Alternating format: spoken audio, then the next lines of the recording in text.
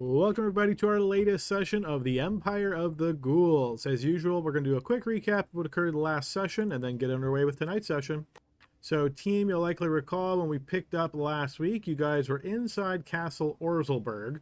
You were actually at the landing area, which was the pantry. You had rescued the Spear Maidens of Hope, who had previously been captured by the Ghoul forces here. You guys had rescued them, and then you had learned that their fellow sister Ilva was taken up to the chapel sometime recently in the last 30 minutes or so, and that she was the one that possessed the holy robes of Sister Adelind. And the two sisters that you were familiar with, Sisters Olga and Sisters Dorotka, said that you must essentially save her or find out her fate, and most importantly, recover the holy robes of Sister Adelind as well. With that in mind, you guys remembered or consulted the blueprint or the plans of the castle that you had previously discovered and tried to plan a route to get there. You guys threw out a couple of different ideas, but once you started hearing scratching at the previous door, you decided to adjust that slightly, make your way through the main thoroughfare, the main entryway of the castle, and then into what is known as the Great Hall. Once you entered the Great Hall, you saw there were tables kind of aligned. It could fit quite a few people, and there was a flight of stairs up there, as well as the door leading into the chapel.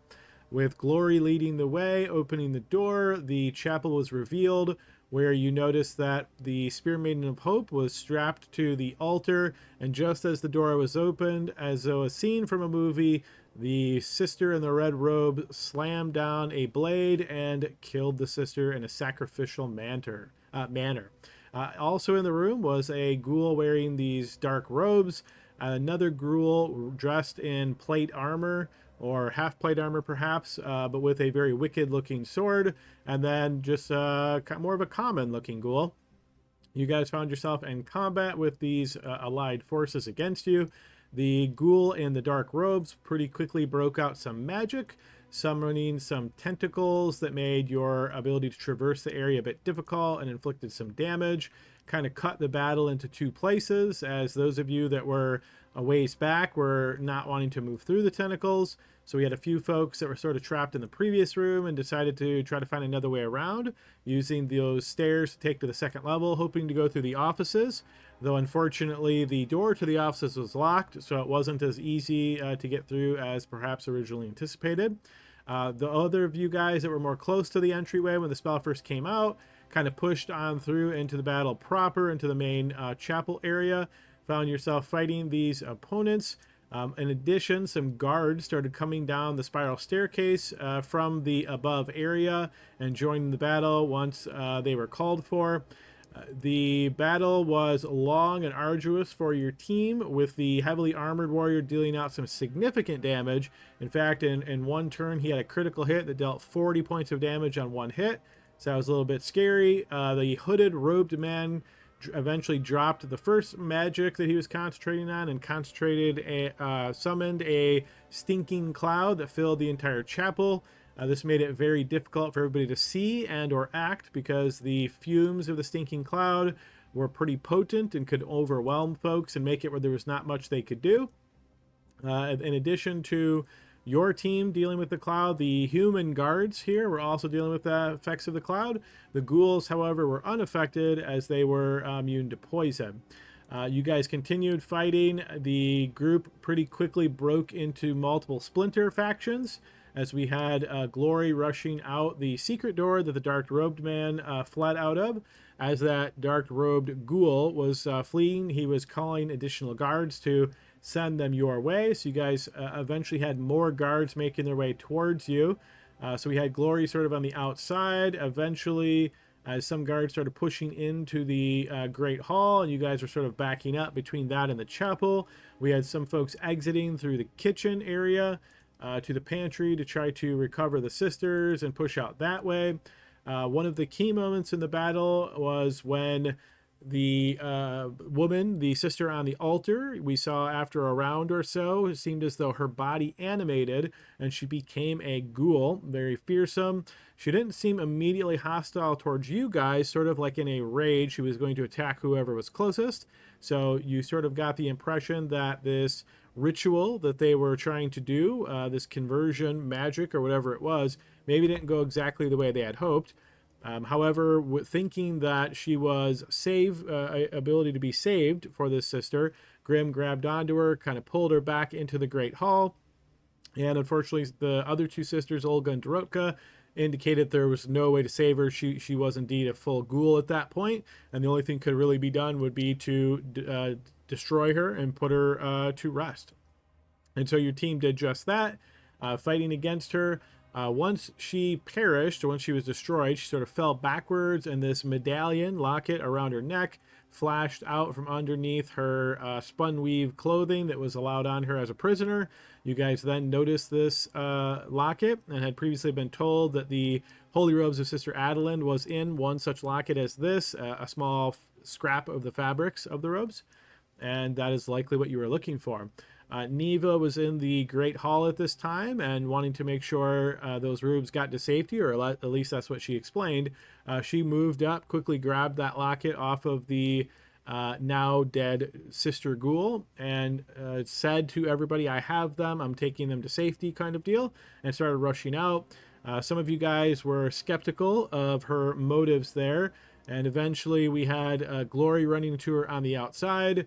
Not necessarily blocking her, but perhaps a little bit confused as to why she had them. She rushed past him, letting him know, I'm taking them back to the tunnel. Once she got back there, Runak had already made his way back there, and Laud as well.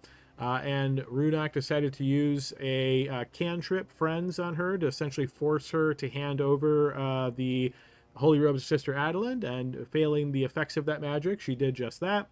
The rest of the team, you guys were essentially doing a fighting withdrawal, as you were having killed most of the key opponents here, though the Red Sister was still there, who was harrying Caliban most of the battle.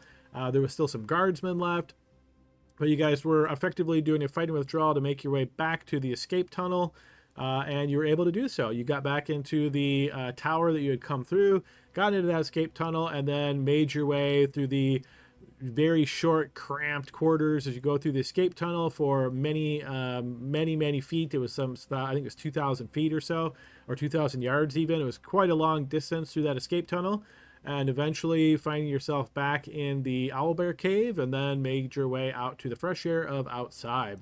Once outside, having rescued the sisters, having rescued the Holy Robe of Sister Adelind, you guys tried to find a spot to rest at and take stock of your current situation, see where you were at. Neva was very upset at Runak for having used mind manipulating magic on her to force hand over the robes. The rest of the team kind of discussed that a little bit as far as why she grabbed them or whether it was appropriate. Ultimately, however, Neva did say that she feels like she can't trust your group any longer, and once you guys make your way back to Jost, she is going to be separating from the group. Some of you are probably happy about that, some of the others maybe not so much.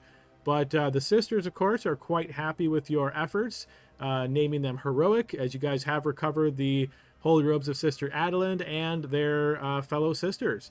So the sisters themselves were ill, having been affected by the Derricule fever that they were exposed to, and they have slowly been trying to use their magic to stave off those effects, though Sisters Olga and Dorotka have explained that they are permanently, for the lack of a short-term answer, permanently very hampered and won't be effective in combat. So the two sisters said that they would have to protect their sisters and not be able to aid you so much, but they say if they can get them back to Jost and back to Jagoda, the high priestess there, Jagoda will have magic powerful enough to restore the sisters in full. So that is your goal now, is to make your way back to Jost and reconvene with Jagoda there, get some additional healing for the sisters, and return the Holy Robe Sister Adelind to Jagoda for some additional information as far as what might be the next direction that you all need to take. So team, that is the quick recap of last week. Anything I missed here that anybody would like to add? Yeah, I got something. After this all went down and everything, we were all safe. They didn't seem too keen on letting us use the robes to fight the Empire of the Ghouls. That's the gist I took. Interesting take. Okay, go ahead and take inspiration for that, Glory. I will say I will say that's an interesting take, right? Like I think that's probably how Glory's looking at it. It'd be interesting to see what other folks may have to say about that. But yep, good enough for a viewpoint from Glory's view, which is always good. Anybody else have anything they would like to add from last week? I mean, just to bounce off of that, I would say that they seem more than willing to trust us with it because I'm the one attuned to the robes now. And I even made a point of asking, like, is this like inappropriate? Is this going to be an issue if I take these robes?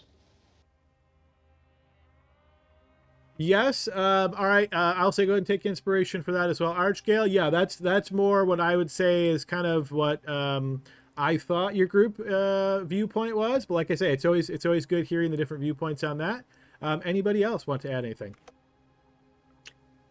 Adam, I'll just go ahead. It may not be inspiration worthy because we're on the same topic, but from my memory anyway, they were really more saying that they don't, that for us to think that the robes were going to, be the main cause of us being able to defeat the Empire of the Ghouls was kind of not really not really a strong enough artifact, so to speak, to be able to actually accomplish that.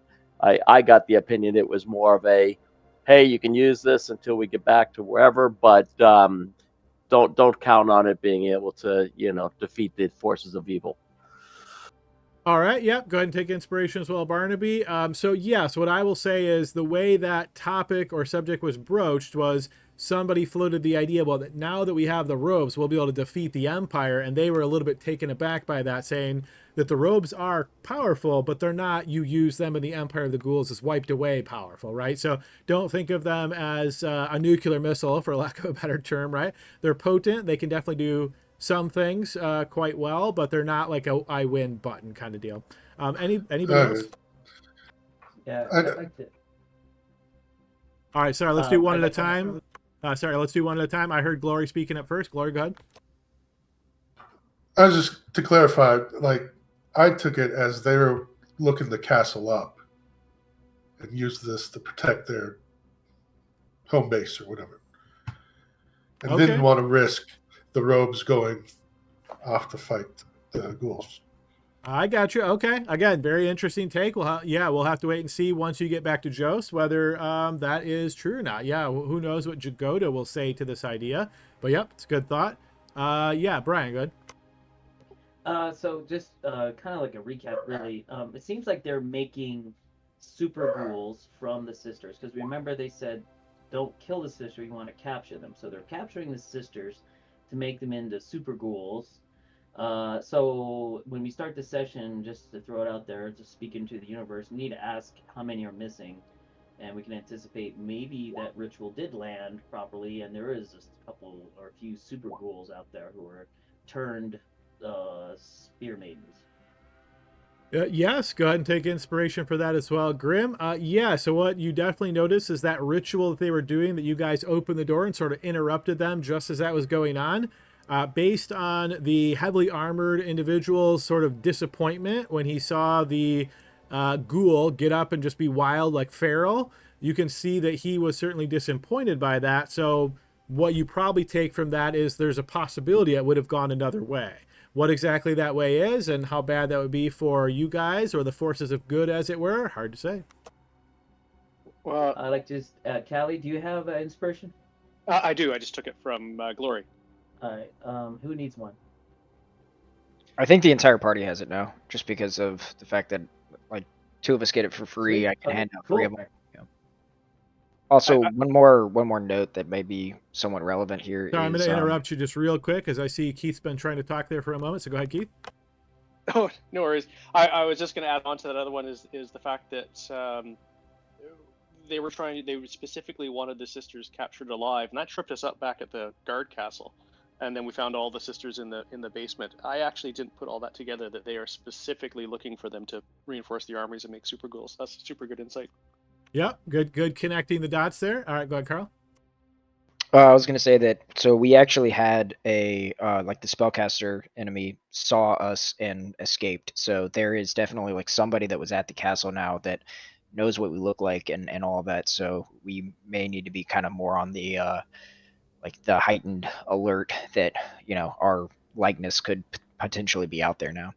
Yes, indeed. And if everybody didn't already have inspiration, that would certainly be inspiration worthy. Indeed, that spellcaster ghoul did indeed escape.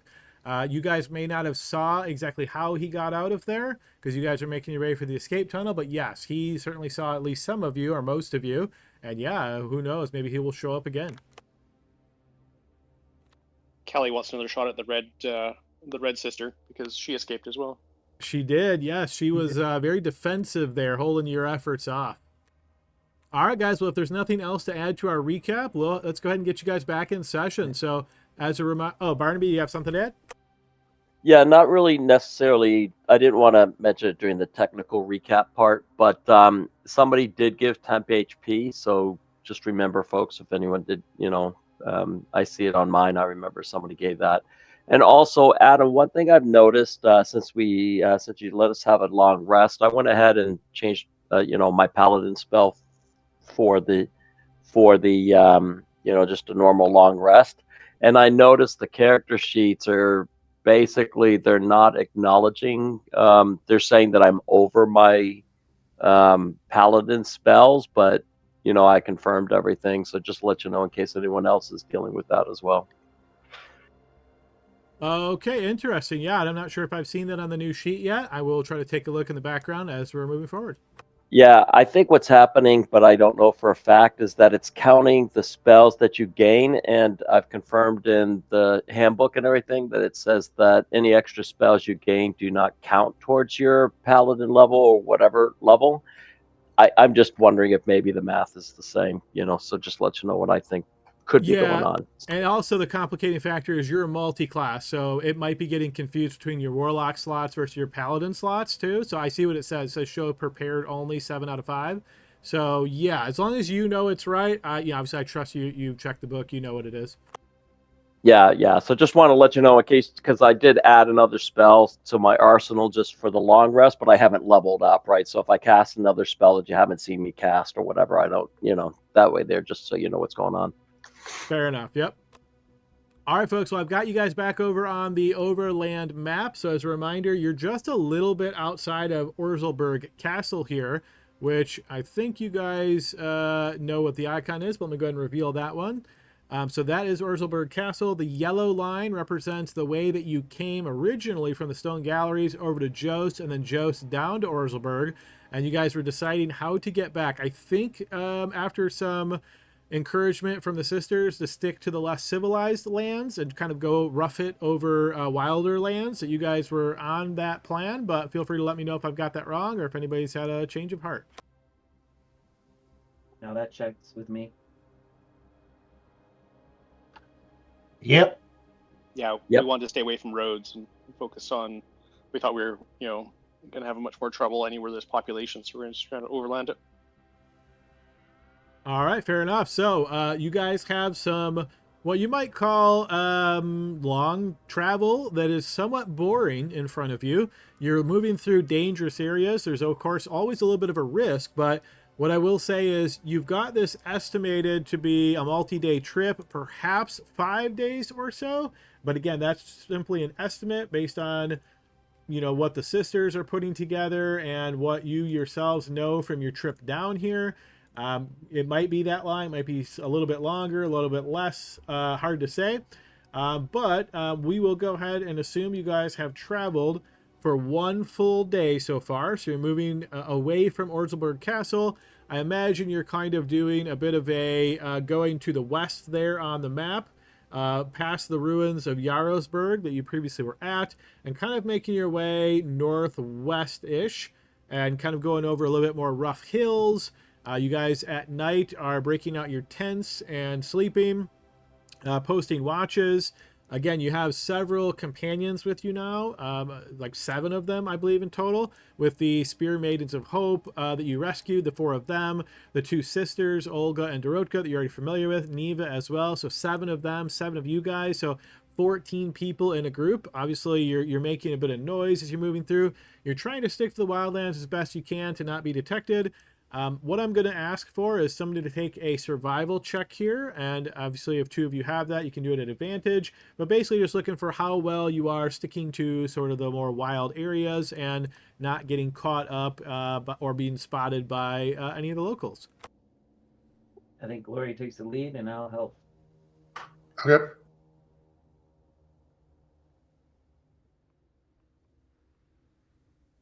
All right, so that first day passes by fairly uneventfully. You guys are moving through the area. You're picking the routes that seem best not to be detected, and it goes quite well. So you spend a full day traveling, making your way back. You sleep out overnight. Yes, you have already gotten one long rest. This will be now your second long rest that you're getting. So we'll pass forward to the morning there. Yeah, go ahead, Archgill. Just for the sake of my own notes and just a little bit of flavor, while we are traveling, I would like to stand or walk us alongside Laud, and just ask, "Oh, do you plan on sticking with the group after we make it to Jost, or are you also planning on parting ways?" I think I might stick it out with you guys. They, a couple people got away there, and they definitely think I'm associated with you now, so might as well make it official, right? Oh, perfect. I have just a formality here for you. Um, in the instance that you may or may not meet an untimely end, do you have a next of kin that you would like to be alerted of, or any rights you would prefer? Oh no, I'm good. I mostly travel solo, so I'm all right. Any burial gods, goddesses, etc. I don't know, maybe just strum a note on my loot. Always warms the ears when people hear it. And that probably will. That is it. I will make note of that. And thank you, Laud. All right, so after that first day of travel, as you're making your way north at that point, trying to not, move through the high mountains there, you're noticing that you're moving slower than you initially anticipated because the sisters who are ill, they're certainly not at their full capacities. So they're slowing you a bit down. You can think of this sort of as like instead of moving at 30 feet a turn, they're moving more at like 20 so as not to fall behind. You guys so far have been sticking with them. You guys can decide if that changes anything, but overall, assuming you're staying as a full group, you can tell it's going to take you longer to get back to Jost than originally anticipated. Can we hunt for some creatures, please?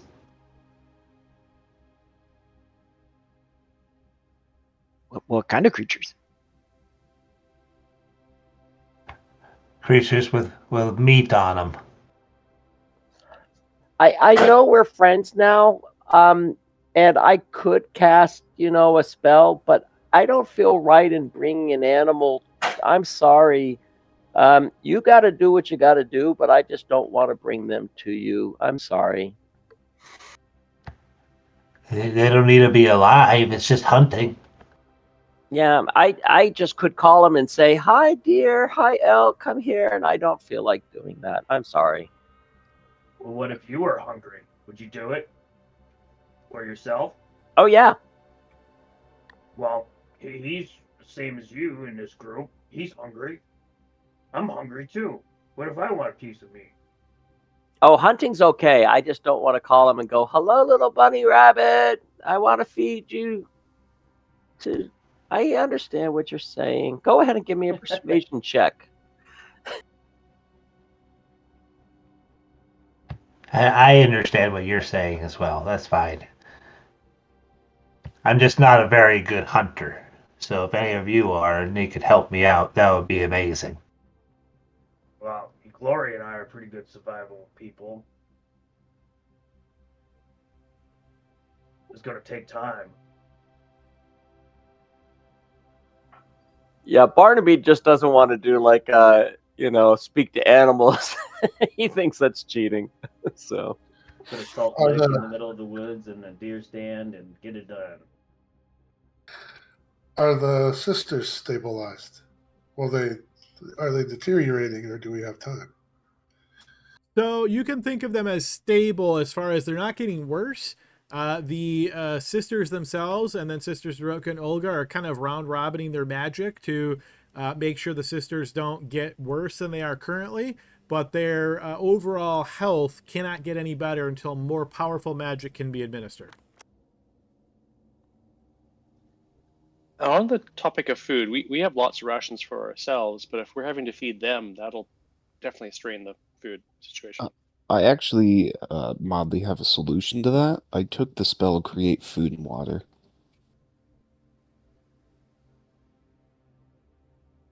Timely.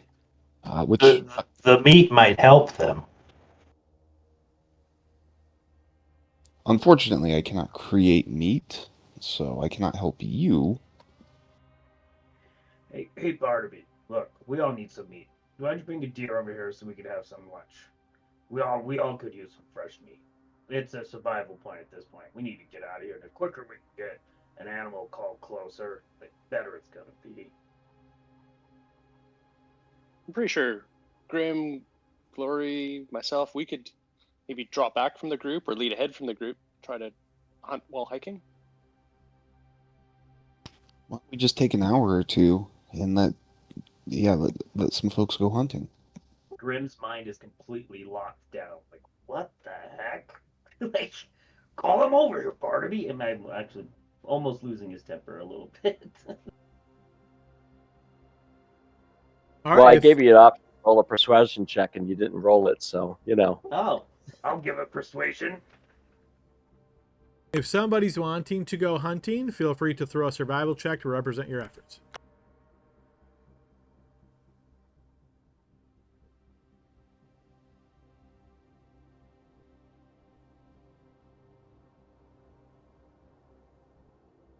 All right, so Gloria, you spend, say, an hour or so scouring through, like, say you guys travel for a day, and then as you're breaking camp, you break off from the group, and you kind of move around, trying to stay close enough to the group that obviously you can't lose them, but far enough away that you can get a chance at tracking down some animals. Sure enough, you're able to, we'll say, bag 2 rabbits, as you're able to shoot them from a distance, or use little noose net, noose traps to set those in run areas and easily catch them. So you can assume that you have caught enough fresh meat to feed, we'll say, 4 people. I'll hand those over to Runak. Well, thank you. Thank you very much.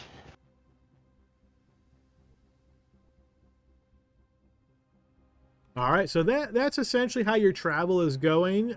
We will assume that you guys are moving, doing a little bit of hunting, then resting for the night. It's on the 3rd day. You guys are still traveling, trying to get your bearings as far as where you're at. That you think you're a couple days travel north of Jarlsberg at this point in time, but you've been kind of moving through these low hills. You've been, trying to take the less dangerous paths. So you're out in the middle of basically nowhere, so you don't think you're really being spotted or anything like that. But it is harder going, and again, with the sisters being ill, it's slower going. But it's on that 3rd night. You guys find a place to set up camp. It is very hilly here, so basically you're set with an option at this point. Is you can pitch your tents up on a hilled area, which is going to give you a better line of sight for anything coming towards you, or you can use it sort of like down in an area that's more sheltered, so you would be not easily spotted from a distance, but you would be not have good sight lines either. What are we thinking on this night? I like Laud's idea. If it's nighttime, couldn't you just do the hut as black and it wouldn't stand out too much? I guess it just depends on like what the area is, but as much as possible trying to like, I think being somewhere that's kind of like hidden in the bushes, if you will, and then casting the tiny hut, I think would probably be better. Like even if our sight lines are worse, I think that's fine as long as it's much harder for anything to like also get to us. I would agree. We try to reduce, like, especially if we're having fires, you want to be out of sight rather than trying to have more warning. The light from within the hut doesn't Spill Yeah, out. nothing passes from within to like outside of it. I can post the text again just to double check that, but I'm almost positive. Just keep in mind, however, you have 14 people with you right now, so you're definitely not all going to be able to fit within the hut. Also, are you setting up tents, right? So you could do the hut and think of that as probably. Does it specifically say how many people it can fit? It just says a 10-foot emanation. I think we figured out 10-foot. It used to say, I thought. Yeah, I think the old version did. I can maybe try to look that up real I think fast. the old version always said 8, if I remember correctly. For some reason, that That's what I think too. But yeah, so 10-foot emanation. Again, I guess what I'll say is there's, practicality and then there's comfort, right? So people don't want to be stacked on top of each other. So they're, no one's willing to, especially with the ill sisters, they don't want someone like right on top of them to try to like wedge everybody into this hut. So you guys can decide to use the hut and who's going to go in it, but I will tell you, you're definitely not all going to be able to fit in it. So I think probably the easiest way to do this is let me show you guys the general area that you're in, and because you've got time to plan where you want to do this, and you guys can decide that, and then we will go from there. I just looked it up. The old version specifies 9 medium-sized creatures. 9, okay, interesting. All right, so I've got your tents out here. I've got your full entourage of folks. So what you're going to notice is these are elevated areas like here. Think of these as hills that you could potentially go on and, camp down. Or you could be more in like a valley-ish area like this. If you're in the valley, then anybody that's kind of looking at you from a distance isn't going to be able to easily see you, right? But you're not going to be able to easily see anything coming your way. So it's really, what is important to you as far as your strategy here.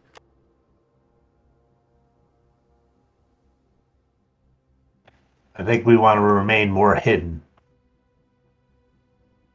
Well, I think those folks that need to use light should be in the valley, maybe. I don't mind going on top of a hill, maybe myself and somebody else. I don't want to be up there by myself. Maybe we take turns. Those who are taking watch go up on the hill. Yep, that could work.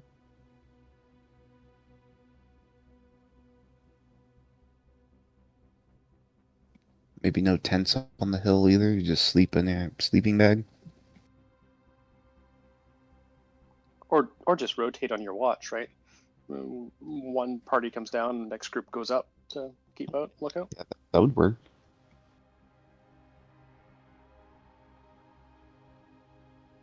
I'm adverse to tents. Last time I slept in a tent, I almost died without even taking a turn.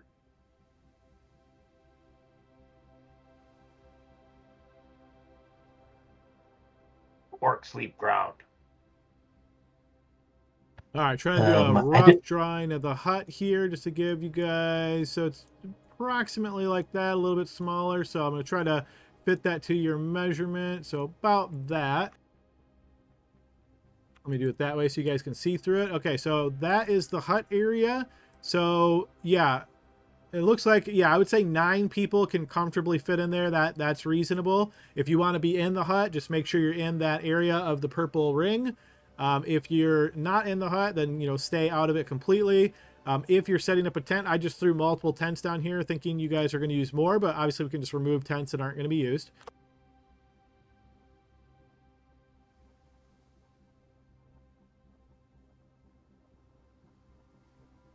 Where's the hill? So the hill will block your line of sight. If you wish to climb up the hill, just move through the line sight blocker. On this map, it'll allow you to move right through those.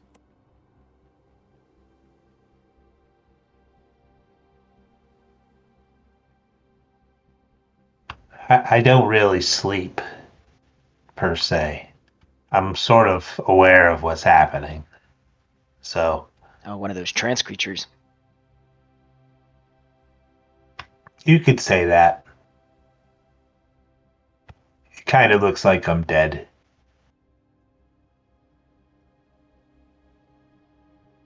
But, so I could be in a tent outside and still keep an eye on things even when I'm resting.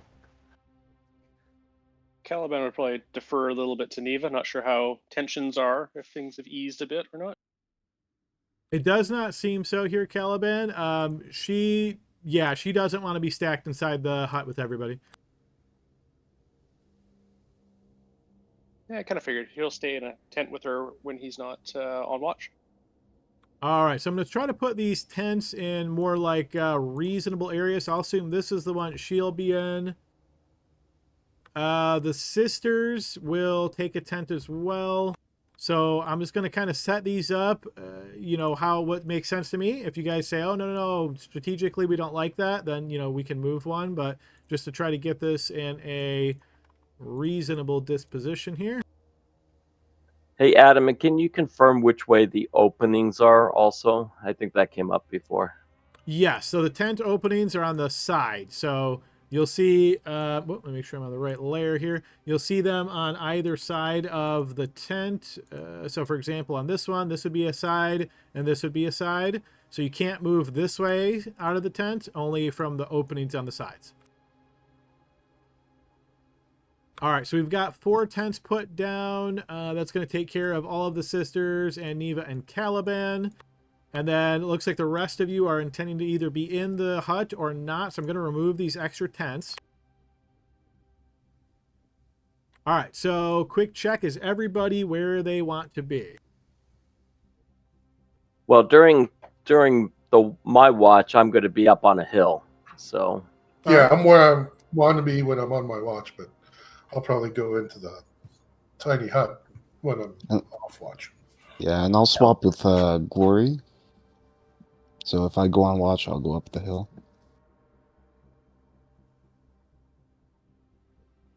Okay, so Laud, I'm pretty sure you are not able to leave the hut, otherwise it ends early. Right, so you won't be able to take a watch. You'll have to remain in the hut. If you ever leave the hut, it is going to go away. The rest of you guys, let's talk about who is taking first watch. I take it. Yeah, I'll be on first watch too. I can take second. Second. All right, so it sounds like we've got Glory and Grim on first watch. Now, again, I want to make sure you guys understand you're on top of hills right now. So if you try to run down these hills, that is going to be a risk of falling, of course. If you move down at half speed, then you can get down without any issues. You have obviously better lines of sight at the moment because you can see farther being elevated on the hills. You guys both have dark vision, so you're kind of watching, trying to see what you see. I'll ask both of you guys to go ahead and throw me a perception check, and you can assume it's sometime probably at like 10 p.m. at this point. So it's pitch dark out, and you guys are just trying to keep watch.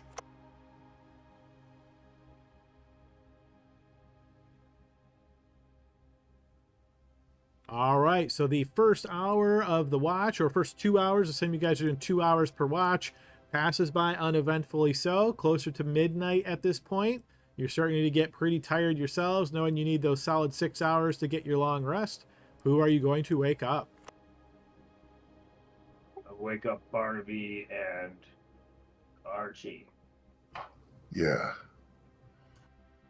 Hey guys, looks clear. I have good vision up there. It's your turn.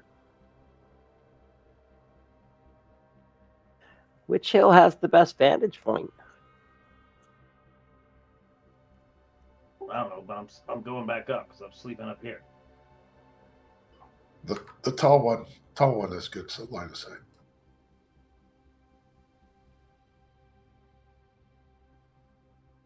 Yeah, All right. up here, bud. Archgale, you spend some energy climbing up that hill to give yourself a little bit better look. It looks like you have some light on you, so tell me what that is. Is that a light spell, Archgale? No.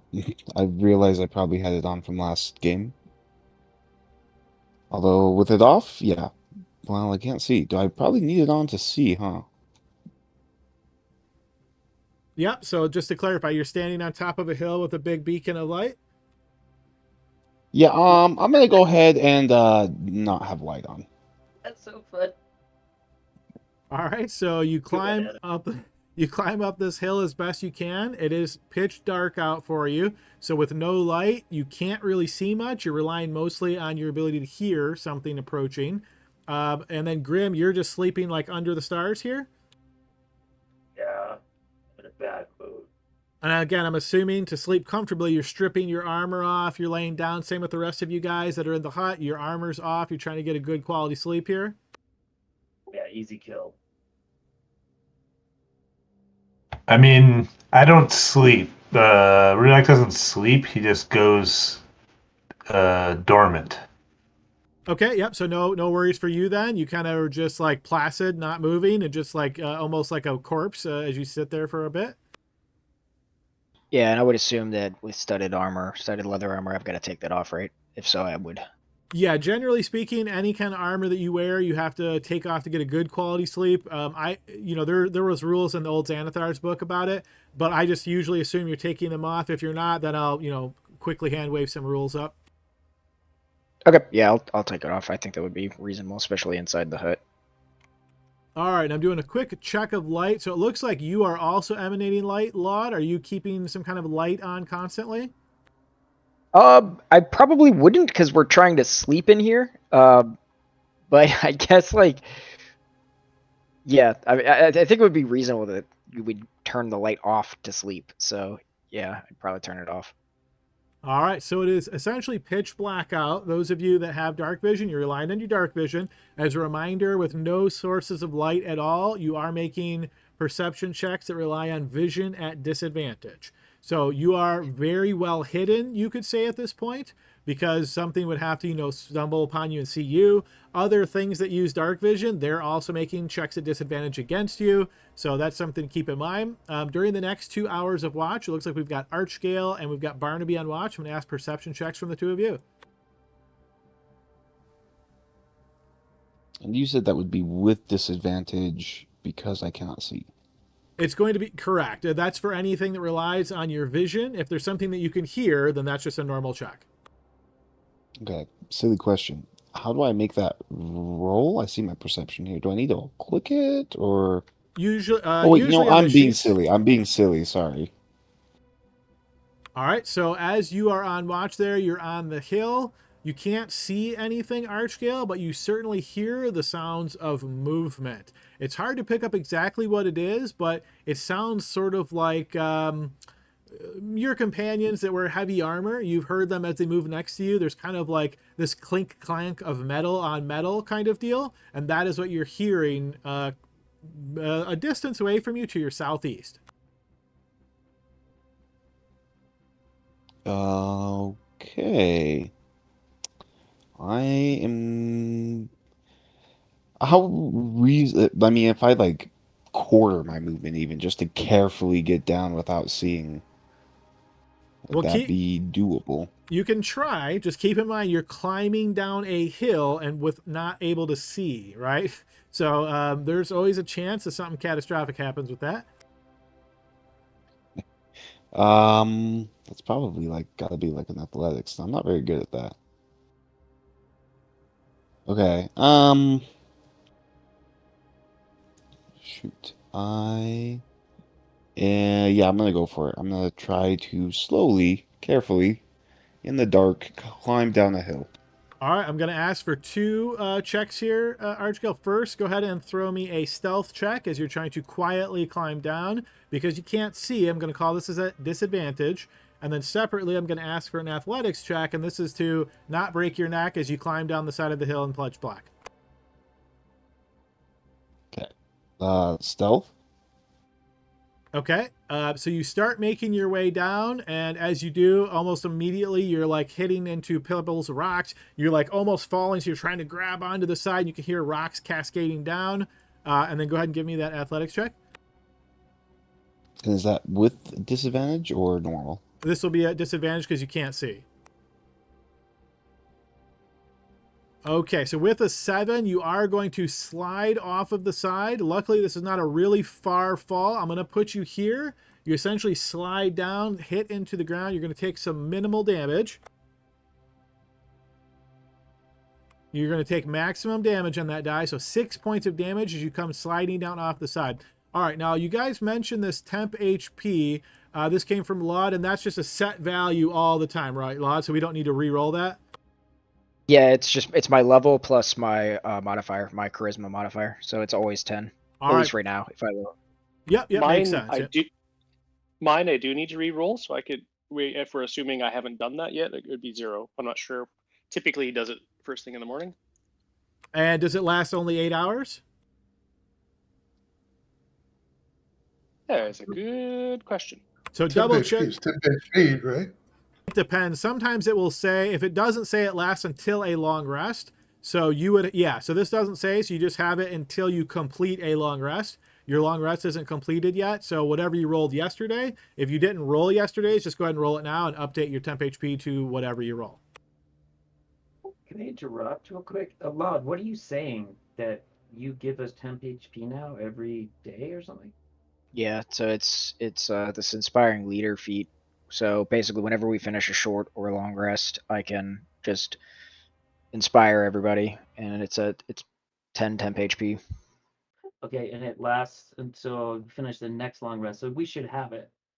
Yeah, this one doesn't have any specification, but it's effectively until every short rest, and then you Okay, just get it again. cool. I'll put it on. Thanks. I took it off because I was like, I think it expired by now. Okay, cool. Good reminder. So we all should have 10. Yes, everybody except for Caliban, because I can only give it up to 6 additional creatures, and then he's got his own. Thank you. All right, guys. So unfortunately, oh, sorry, go ahead. And does Runok see Archgale stumble off the hill? So Runok is there. You're dormant. Yes, I would say he does. Yep. So you're not going to be surprised in any way or anything like that. But I've got the initiative tracker open. So I'm going to ask each of you to go ahead and roll your initiatives. Keep in mind that if you're sleeping, this is automatically at disadvantage. So make sure you roll and then, roll with advantage and take the lower of the two values if you're currently sleeping. I get mine straight up then. You might need to post that ability. Like a lot of the abilities say they don't work if you're incapacitated.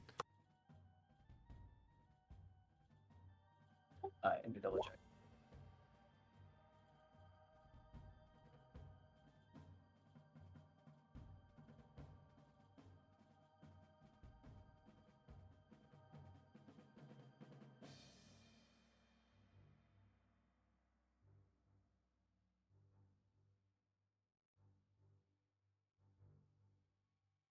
Hey, Adam, my initiative is wrong. I'm going to go ahead and check it. It shouldn't have been rolled with advantage. Okay, yep, just go ahead and fix it.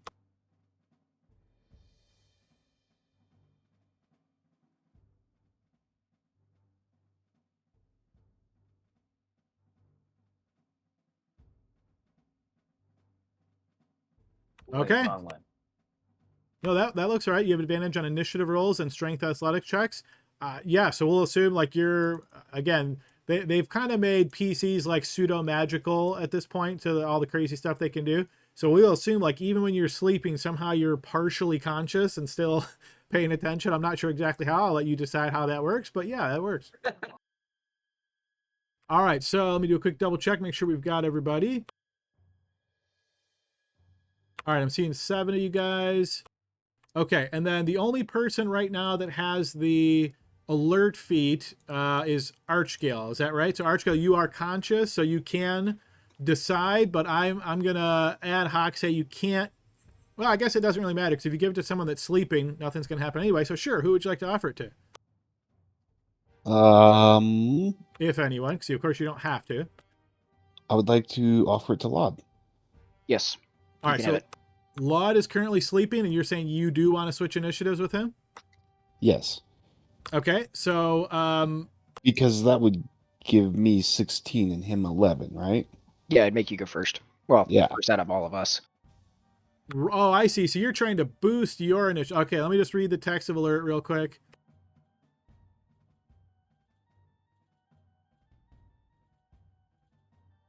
Oh, no, it says you can't make this swap if you or the ally has the incapacitated kitchen. Okay, that makes more sense. Oh, so it's only somebody that's awake. You're obviously awake, so I think the only other person that's awake is Barnaby. Oh, actually, Runok as well, because he never sleeps. So one of the two of them you'd have to pick. Then no, I'm good. Okay, so you say you're good. Just make sure to keep the initiatives that you already had. All right.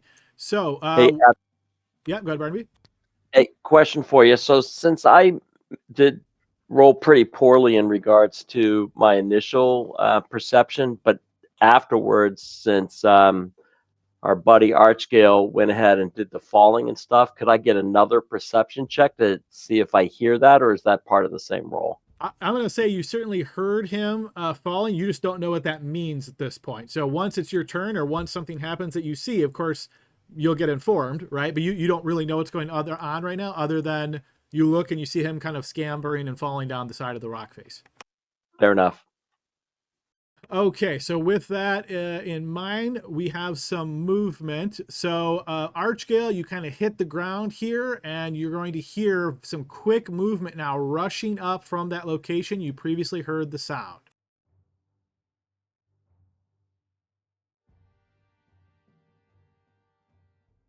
All right, so you are currently prone because you have fallen off this rock face and hit the ground, taking some damage. This creature is going to rush up to you.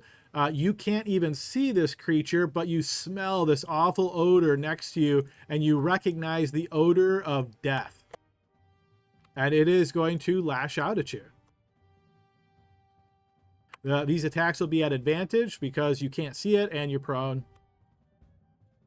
So the first attack is going to be a critical hit.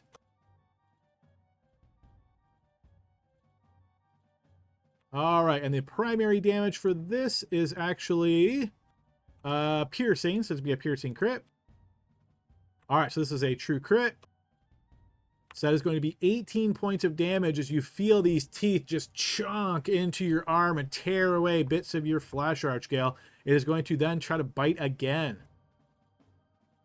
21, also going to hit for another 7 points of damage. All right, we hear Does he some. scream in pain? If he wants to. Yes, I think I would. Well- Yes, go. Ow! That wasn't convincing at all. Glory. That's it? We're all sleeping. Ouchie! I Ow! don't want to upset my wife. I'm sorry. Do we take initiative away for that, or inspiration away for that? No, we get it. We get it. Yeah, go ahead, Glory. I'm reading the spell. Does sound travel through the hut wall? I believe it does. Yeah, I think it passes through like normal. Okay. Yeah, I think it's like spells and light doesn't though. It says creatures and objects, right? So all other creatures and objects are barred from passing through it. So we're not going to get into the pseudoscience of are sounds objects or somehow metaphysical. None of that. It goes through. Okay, yeah, I was just like spells of a level 3 or lower can't be cast through it, and effects of such can't extend into it. That's the other piece. Yes. Yep. All right. So next up, we have another creature that most of you will not be able to see. All right, Runok, you are going to notice in your dormant state as this armored ghoul approaches this close tent, rushing up sort of on all fours. Laud, you are currently sleeping, right? Yes, it would have been, yeah. Unless I woke up to this, I'm not sure. Shredak's gonna let out a night terror scream, Okay. like a so yelp. you yell as loud as you can. Laud, go ahead and make a perception check to see if you are awoken by this. You are. So you wake up. It's the beginning of your turn. You're kind of groggy and sleepy-eyed, but you hear Runok giving off this terrible scream. I will instinctively cast light because it's dark for me, so I'm going to cast light on my spell self. Okay. Yep. Go ahead and do so. Which I think the way that this works, and correct me if I'm wrong, I actually still wouldn't be able to see anything, right? Because it says the spell effects don't go outside of it. So I don't know how that would work in terms of like, does the light emanate outside so that I can see, or is it just pitch black for me as soon as I like hit the edge of the hut? Yeah, I would agree with you because it says, let's see, do spells of level 3 or 3 or lower can't be cast through it, and the effects of such spells can't extend into it. So, yeah, that's a tough one. Let me just read this real quick.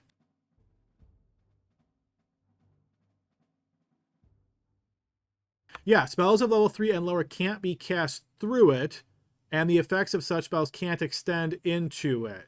So I think it would make sense if you can extend out, but they can't extend in. So I'm going to say that goes both ways.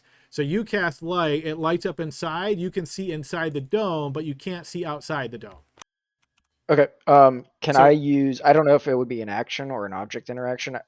What I would try to do, like hearing this, is to wake up Glory and Runok through any means possible. Like if that's an object interaction or just yelling at them or something like that. You can use your action to automatically rouse somebody. Runok's already shouting, so trying to shout also is not going to apply any additional benefit.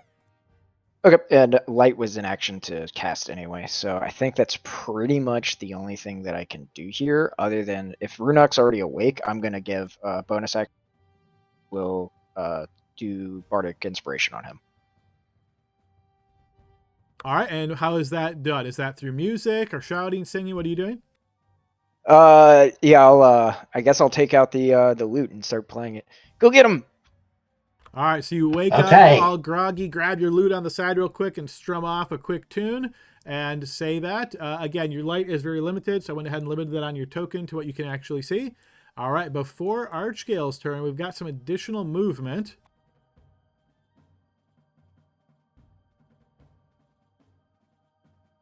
All righty, yeah, so this guy's going to move.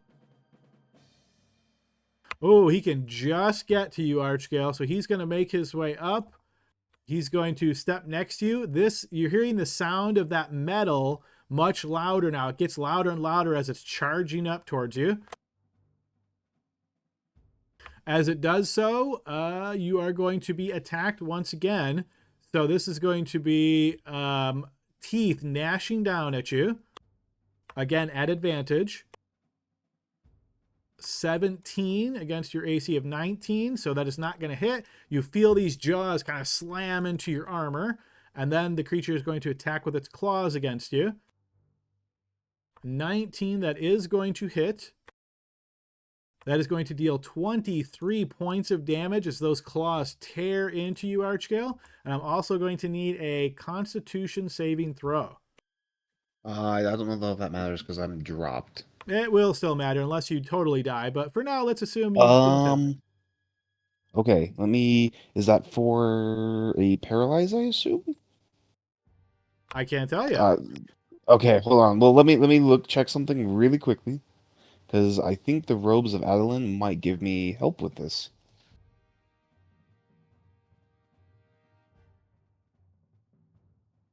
I think it was like spells and things, but I don't remember if it was paralyzation. Can't be charmed or frightened by undead creatures. Ah, so that will not help me. Not in this regard, no. All right. Con save. Okay, so you will fail this save. Inspiration. All right, burn your inspiration. Go ahead and reroll. Okay, so you will succeed on that save. Then I need a separate Constitution saving throw.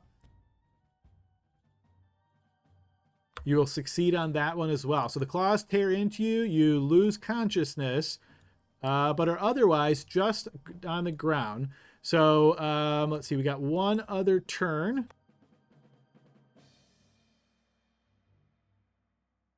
Before Archgale.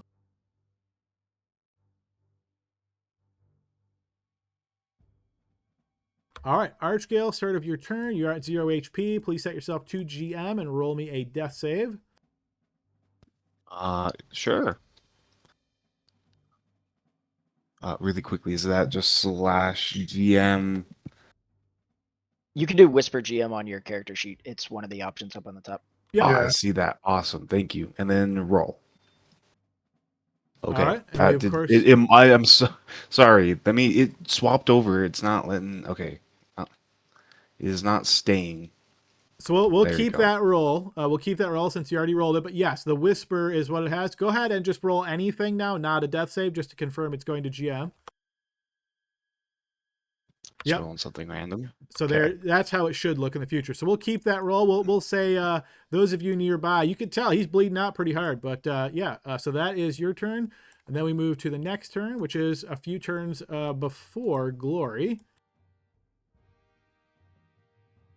All right, so we've got some movement.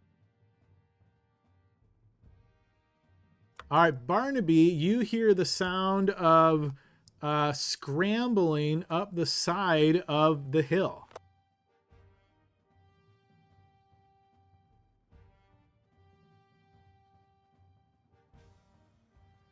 Yeah, and it sounds like whatever's trying to get up the hill is having some difficulties doing so.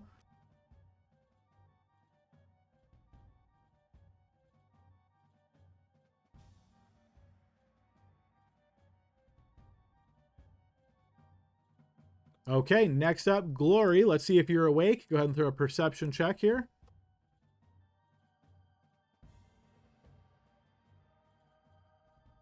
Yes, you are awoken from the sound of Runak's shouting. You wake up at the beginning of your turn, currently prone inside the hut. What would you like to do? Stand up, ready my glaive. Actually, I just stand up right now. I won't ready the glaive just yet, but I have to because I set it down. I pick up the glaive. Yep, that could just be an interact with object. Bonus action, action. Let me make sure. All right, reach out to Archgill.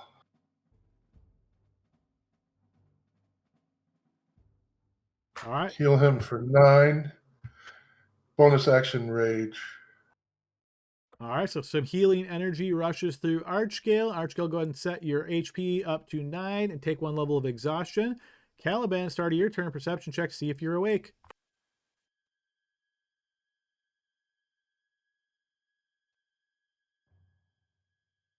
You are indeed. Start of your turn. What would you like to do? He's going to use his action to strap his shield on Okay, don your shield. and burst out of the tent here.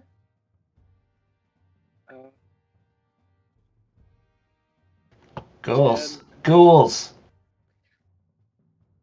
I think he sees that. Does Glory have things? He sees Glory has things under cover there, and sees these guys hanging around the corner here. So he's gonna round the corner. 20 to there, and bonus action to summon his sword to his other hand. So he's at the ready. And remind me, what is your total speed? 25. Your total speed is only 25? Oh no, it's 30. It's 30. So you wake up, so you're on the ground, you stand up using half your movement, so you'd have that's 15 half. feet to spend. Got. So yeah, so 5, 10. So just move back to here. All right, you swing around that area, getting to that spot, seeing what you see. You've used your action to don your shield. Anything else? Bonus action to summon my sword to my hand. Okay, sword appears in your hand. That is it. All right, move to Barnaby. So Barnaby, you are on watch. You didn't see much of what was going on until Archgale fell, and suddenly these creatures are right on top of you. It is your turn. I see this ugly orc next to me, so I'm going to go ahead, and since he's prone, no, okay. So Adam, in regard, where would it be that would be starting me to climb down, for an example? So if I want to go like this direction here. Just to your west is the edge. So as you take 1 step to the west, you're climbing down.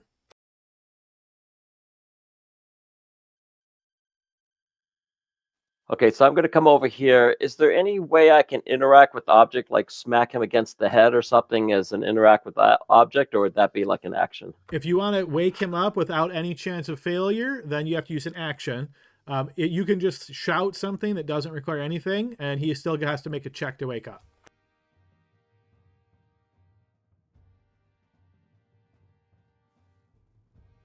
All right, I'm going to go ahead and I'm going to walk on top of him there.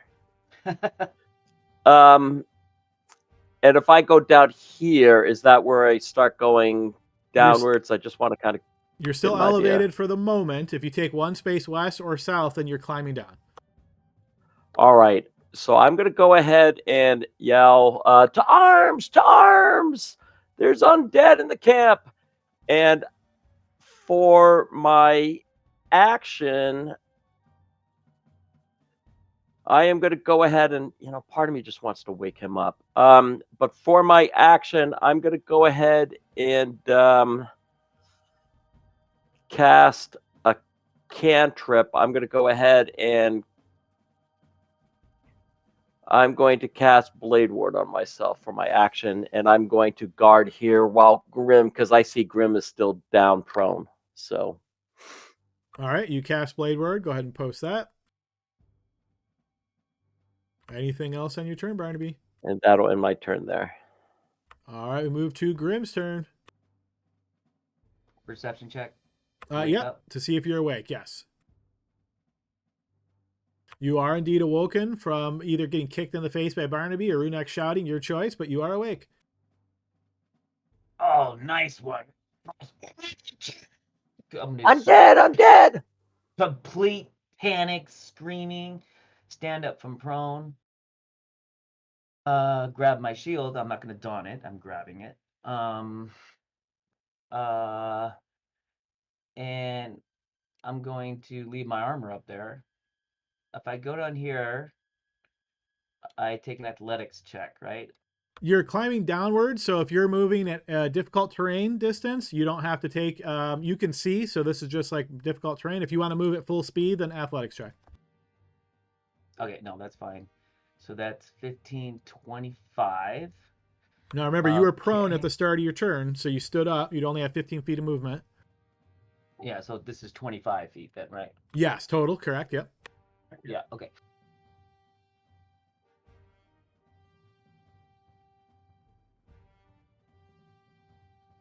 Bonus action adrenaline rush. So I'm going to bonus action dash.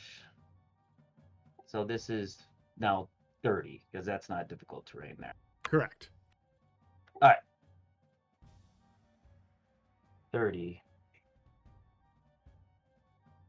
So I have 25 more feet. 5, 10, 15, 20, 25. And my 25. 30 feet. Okay, I'm going to throw my javelin at this guy. All right, so you woke up, grabbed your shield, and you're holding it onto the side with your other arm. I'm assuming your javelins are just like attached to your back even when you're sleeping? Yeah, attach my underwear. Okay. All right, so you grab a javelin out of your jockey shorts there and you chuck it out. Go ahead and make an attack. All right, and let's see. That was, what is the range on that? Is that 30 30 and feet? 120. Yeah, so that's within range. So yeah, that is going to strike the creature. Go ahead and post your damage.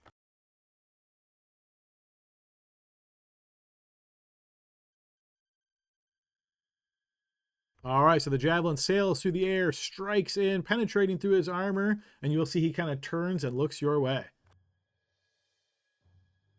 Okay, he'll be slowed from that. Okay, and then action surge, don my shield. Okay. Okay, Runak. Okay, Runak. He is going to stand up. Leaves him with 15 So movement left. if you never have to sleep, I'm going to assume you don't have to lay down either, so you can assume you're standing up. I think he probably lays down just to make it less off-putting for All right, the fair fact enough. of his companions. I'm really glad I'm not in the hut if Runok is just standing there in the corner. Yeah, he tries to make it look like he's sleeping a little bit, but his eyes are still like half open. All right. But that I have 25 movement, so that's half my movement for 10 to stand, and then use 15 to get to here. Bonus action, he's going to summon his greatsword to his hand. Okay. You should have let us asleep. And he's going to swing it at the ghoul in front of him. All right.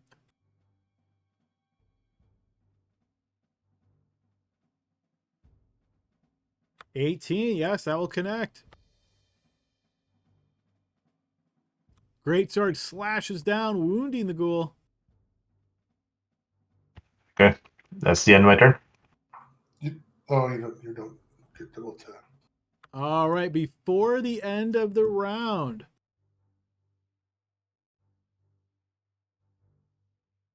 you see, most of you probably won't hear much. Caliban and Grim, you might hear this strange kind of echo sound, almost like many feet hitting the ground all at once.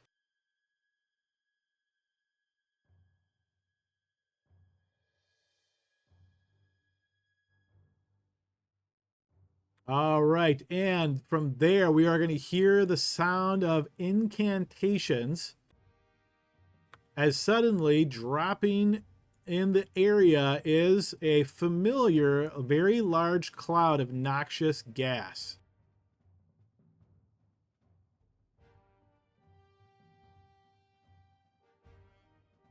All right, this is where the noxious gas is going to land because we are in an area where I don't need to worry about walls. I can actually block the vision this time. That is actually supposed to happen with the cloud. All right, so if you're in the cloud, and remember it is heavily obscured, you can't see, you still have the ability to move, so you'll be able to move through that freely, but keep that in mind. All right, so as that noxious cloud fills the area, nothing happens immediately. It's not until your turn. All right, this one's turn. Let's see. Yeah, it is going to take advantage of the fact that Archgale is down to attack him at advantage. All right, so it is going to attempt to bite him. Those jaws chomping, but not able to find purchase. It will attack him a second time. Once again, not able to get through. Alrighty, this one's turn. After being struck by the javelin, he's going to make his way over with his minus 10 feet of movement over here to Grim and lash out at Grim. All right, Grim, you're going to notice as he approaches you, he has no weapons in hand, but he is going to attempt to bite you. And what is your AC at the moment without armor? I changed it on roll 20. It's 14. All right, appreciate that. So that first bite is going to miss. He is then going to try to hit you with his claws. And that is going to miss as well as you evade those strikes. Doing a quick... Oh, yeah, that technically would be a fumble, but that's a second attack, so it doesn't matter. Okay, Laud still inside the hut. Can't see much. What would you like to do? Yeah, so kind of hearing all this, I'm actually going to take a step. I'm assuming I can go here, step outside the hut, which would drop it, and then I should get my full light distance back. Yes, yeah. Let me go ahead and fix that real quick.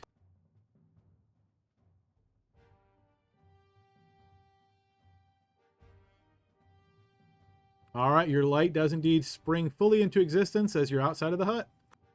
All right, so that was 10 feet. And this is like a hill to climb, right? It's a little bit rocky ground, but it's not quite a hill there until you get to like this area here is where you're actually having to climb up.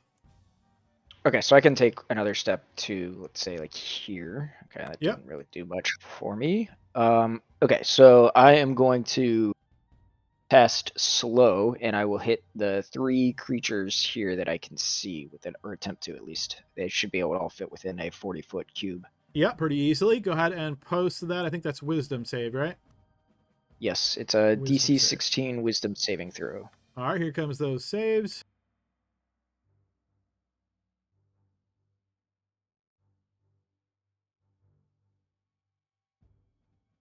Oh, I'm getting crashing sheets again. All right, those 2 will fail, and then this one.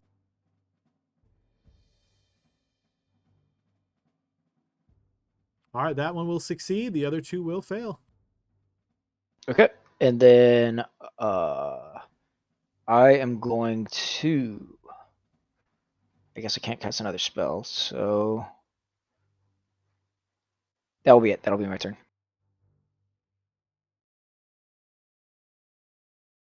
Alrighty, this one's turn. Yeah, unfortunately, Archgale, he's seeing that you suddenly are revitalized and he's trying to take you down, so he is going to attack you.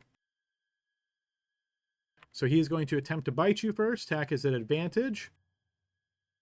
15 is going to miss. Once again, can't get through your armor. He then attacks with his claws. Same deal, just can't seem to get into you there. All right, this one's turn. From inside the tents, you guys start to hear this sort of shouting. You can hear the sound of like magic being cast, and you're seeing some, even through the noxious cloud, you're starting to see some like bursts of light as they pop up. This guy's going to rush over to here, and he's going to attack Caliban. See Caliban. Okay, you automatically updated yours as well. Appreciate that. Here comes a couple bite attacks. The first will miss. The second will find purchase. And I don't think I can do anything with the second one. Shield gives me a +4, right? Shield is +5, but go ahead and post that text and see if it says anything about having to be able to see your attacker. Oh, good question. Okay.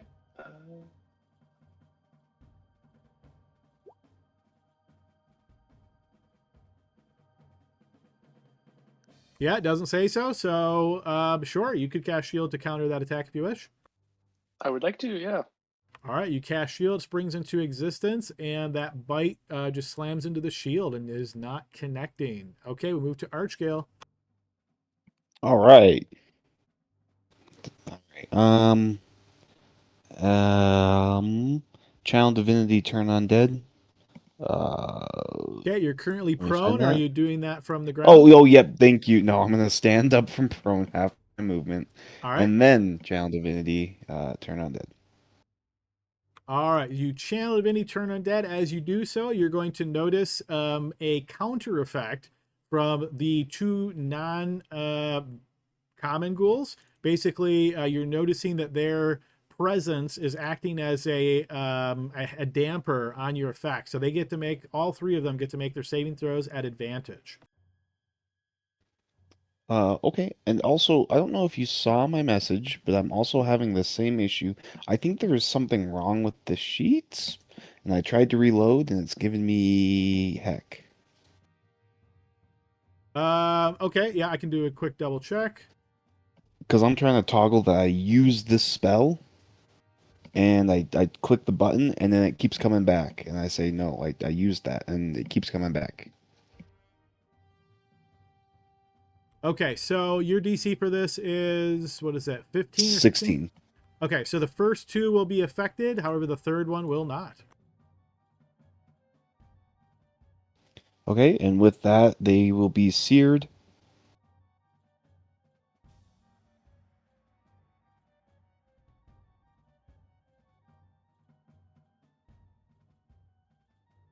And my modifier is +5, so they will be 5d8s.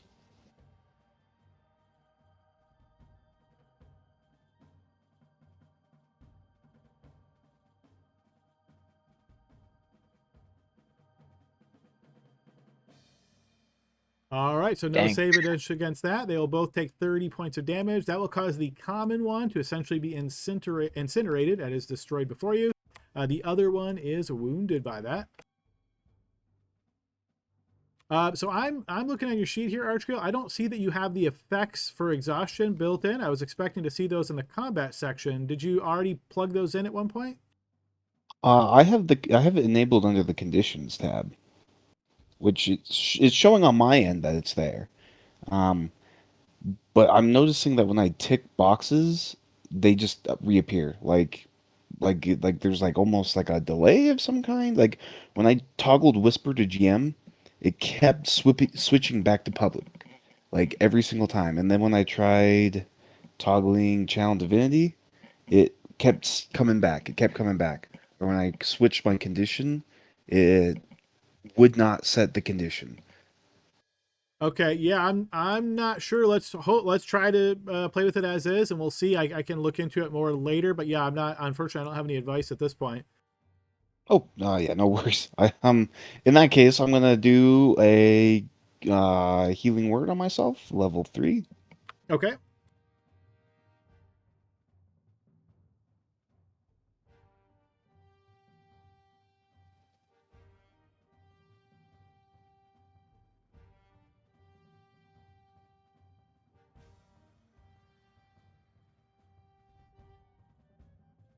It's a lot of ones. Okay. I guess I'm decent enough there, so I'll end my turn. All right, move to this guy's turn, who's currently turned. So he only gets to move at half speed, I believe, with slow. So he'll move there. He doesn't get to take, or he can take an action or a bonus action, but not both. So he will dash to there, and then he will take another save to try to shake the slow off, which he does not.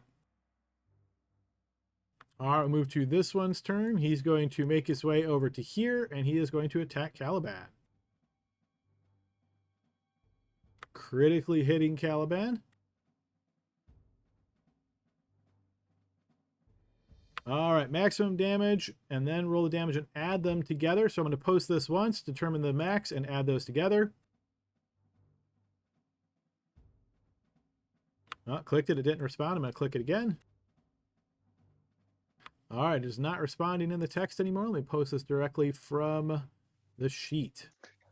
I guess that's no damage. If it doesn't want to roll, it just doesn't happen. I have a feeling they're having trouble tonight on the server since we're having trouble with some of the sheets here.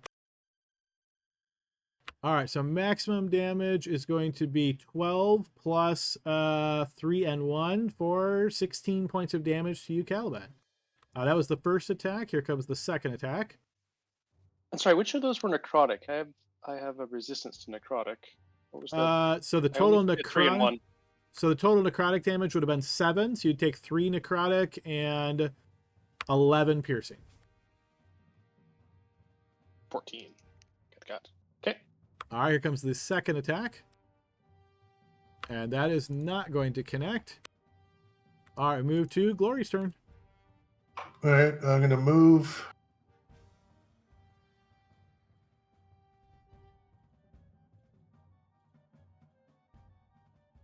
Move to here and then attack this guy. Okay.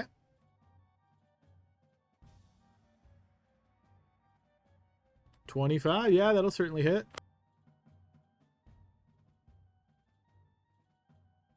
Plus 2 for raging. 18. Second attack. That will miss. Polearm strike. Unfortunately, that will also miss. Move up to there in my turn. All right, Caliban, at the start of your turn, I need you to make a Constitution saving throw.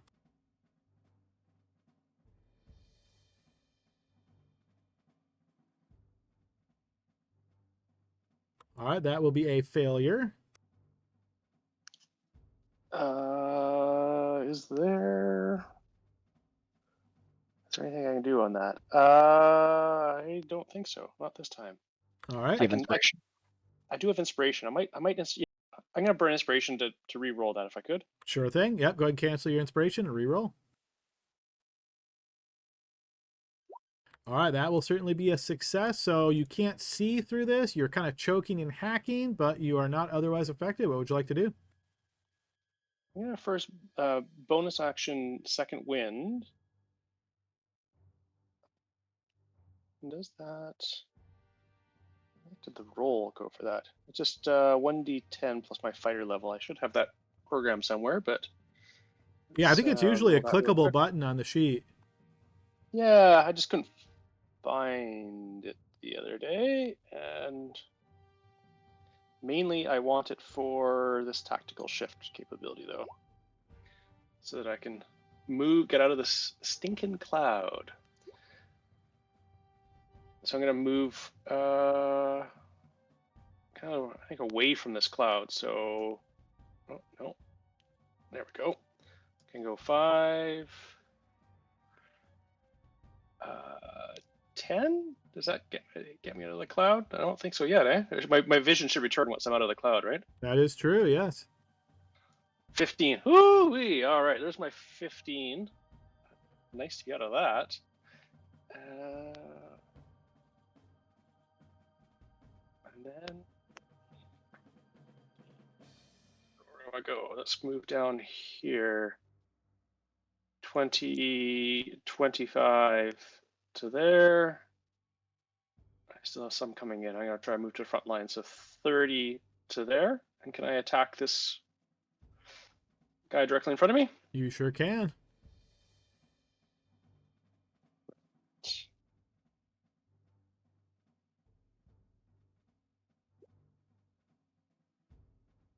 That is going 15. to miss as your blade bounces off of his armor. How about a 20, though? That one will connect. Got him on the backhand. Oh, not very good damage roll, though. Slashing him and wounding him. That will end my turn. I'll roll that D10. Oh, somebody says under combat.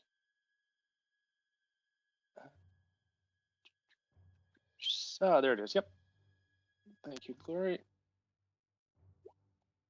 For 11. All right, you restore 11. And then if that's the end of your turn, go ahead and pass your turn. We'll move to Barnaby. All right, Adam. So I'm assuming this is difficult terrain.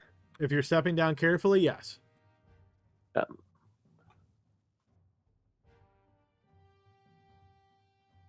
So I'll get 25 to there, so I get the flank.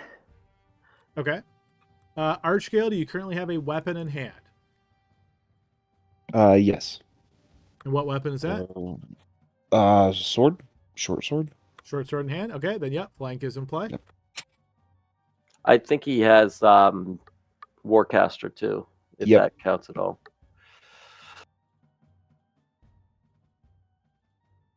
Yes, that will connect. Your blade punctures in, wounding the creature. All right, and then I'm going to go there in case anybody wants the flank, and that'll be my turn. All right, Grim, start a turn. Constitution saving throw. You will succeed. You're choking. You can't see much, but you're not otherwise affected. Okay, sweet. Bonus action, second wind to use tactical mind, so I can. Noticing a pattern here. Yeah. So I gotta get 15, I think, right? Let's see. Oh, not tactical mind. Which one is it? Tactical shift. Yeah, okay. This one. Too many tacticals. Okay. Half your speed. So 5, 10, 15. I'm not ending my turn. And then I'm going to move 5 to there. Draw this longsword that I got out of that dead guy. I don't know if it's going to work or not, but I'm going to swing at it. I actually have it at a +1, so let me know if it is or isn't, Adam. But here's my attack on that guy. It seems to operate as a +1 sword. And yes, that hits. Okay.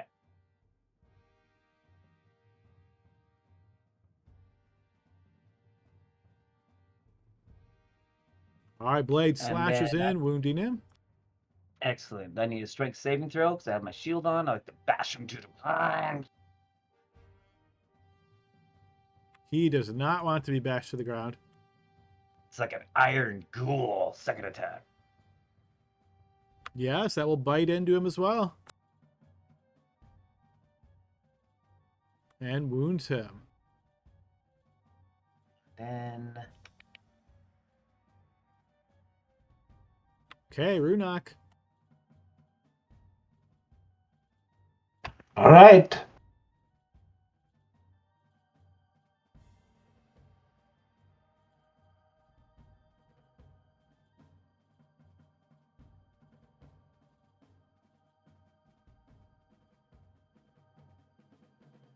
Yes, that will connect as well.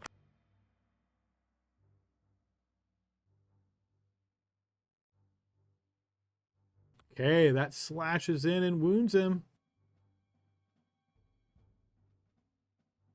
Okay. And as a bonus action, Runok's going to cast. Oh no, sorry, that's an action. Never mind. I will cast Hex on this guy.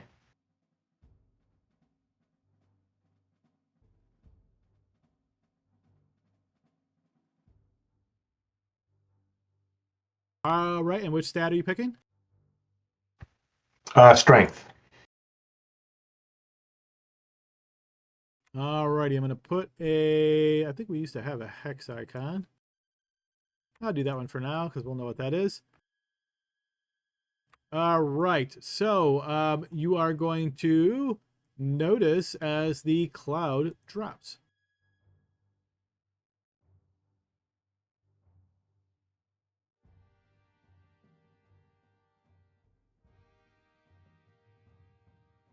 All right, and then there's some movement.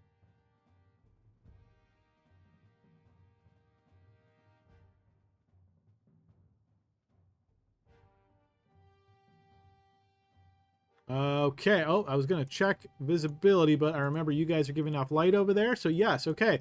We're going to hear some more incantations of words.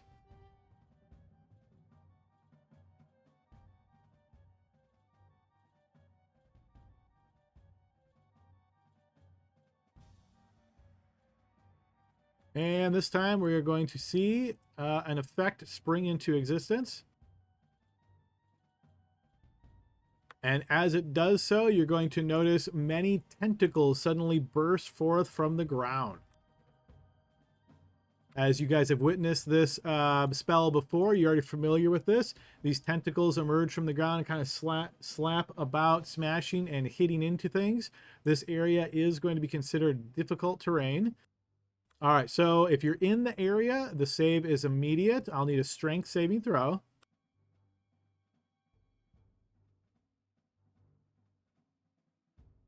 All right, each of you has failed this save. I'll use my inspiration to re-roll this. Probably All fail right. anyway, but Go ahead and burn that and reroll. You will succeed. All right, if you failed, you're going to take some damage and you're going to be restrained. It's going to be 13 points of bludgeoning damage. That is difficult terrain. And let's see, we've got Caliban. Oh, I'm sorry, Caliban. That 14 is actually good enough. So you succeeded as well. So it's only Archgale that has failed. Whew. Oh yeah, thinking that was a tough one. All right. I couldn't remember if it was 14 or 15. I had to double check. It was indeed 14. Okay, so Archgale, you took the damage. I'm going to go ahead and set restrained on you. Oh, looks like that also is not working now. Man, all the scripts are breaking. All right, so we're just going to go ahead and throw the icon on you. All right, there we are. There's that. All right, move to the top of the round. This guy is going to move forward. He's going to come down here, and he is going to notice Archgale being restrained in those tentacles there. He's going to take advantage of that, and he is going to attack out at advantage. First, he's going to attempt to bite. 18, that is going to miss. He's then going to attack with his claws. And critically hit. All right, the primary damage for this. Oh, this is a slashing crit. All slashing.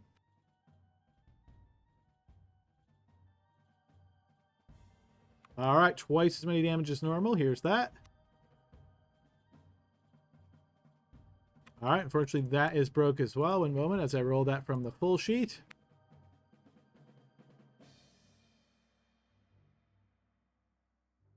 All right, that's the base damage plus 17 for 32 points of damage as those claws slash into you terribly, Archgale. It looks like that is going to cause you to drop again. We are going to move to Laud's turn. okay. Well, this kind of changes things. So I will. All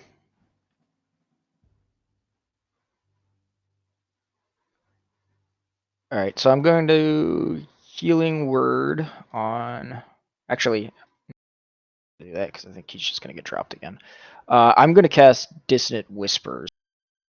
This guy, so I'll take out my loot and say, "Frights a whisper in the night, run and flee with all your might." Let me do a quick double check.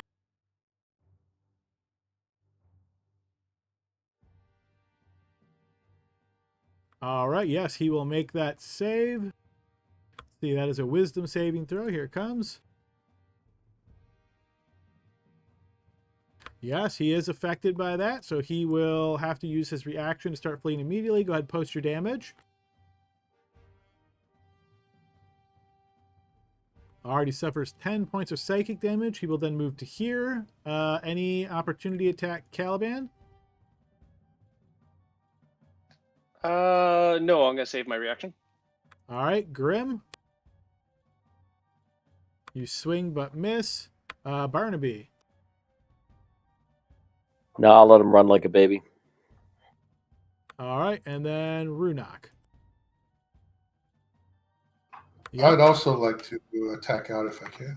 You can, yep, it would be right after Runok, but yep, go ahead, Runok, post your damage. All right, that will wound him. Yep, go ahead, take your opportunity attack there then, Glory. That will miss. All right, he is going to make his way down to there. Oh, I thought he had a save. Sorry, guys. No worries. Okay, and I don't know how this works. I think it does work though. I want to give Bardic Inspiration to Archgale if I can, to like for the the saving throws. I think it says he I has don't to be able to hear you, right? Yeah, he's unconscious, so he can't hear you. Okay, all right, then never mind. I will not do that. Okay. Well, actually, hang on a sec. It says and- within 60 feet of yourself who you can see or hear you. Or wait, who can see or hear. Yeah, sorry. So he has to be able to see or hear you. He can't do either.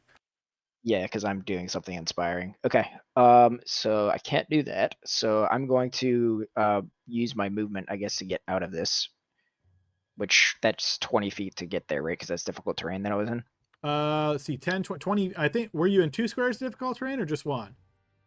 It's there, so I moved back 2 spaces, but I believe that That's because 15 it's difficult terrain. Okay. And then I'll move, say, here, get a little farther away, and I will end my turn back here. All right, we move to this one's turn as that effect will end. He is going to come rushing back in. So normally what would happen here is he would run up and try to kill Archgale, but I feel like Archgale has gotten the short end of the stick here. So Archgale, go ahead and roll me a d20. If you get 5 or less, he's going to do exactly that. But if you get anything higher than 5, he's going to choose to pick somebody else. Do you want that public? Yeah, you can just roll public. Okay, roll 1d20. Here we go. All right, yeah, so he decides to rush forward and pick another target.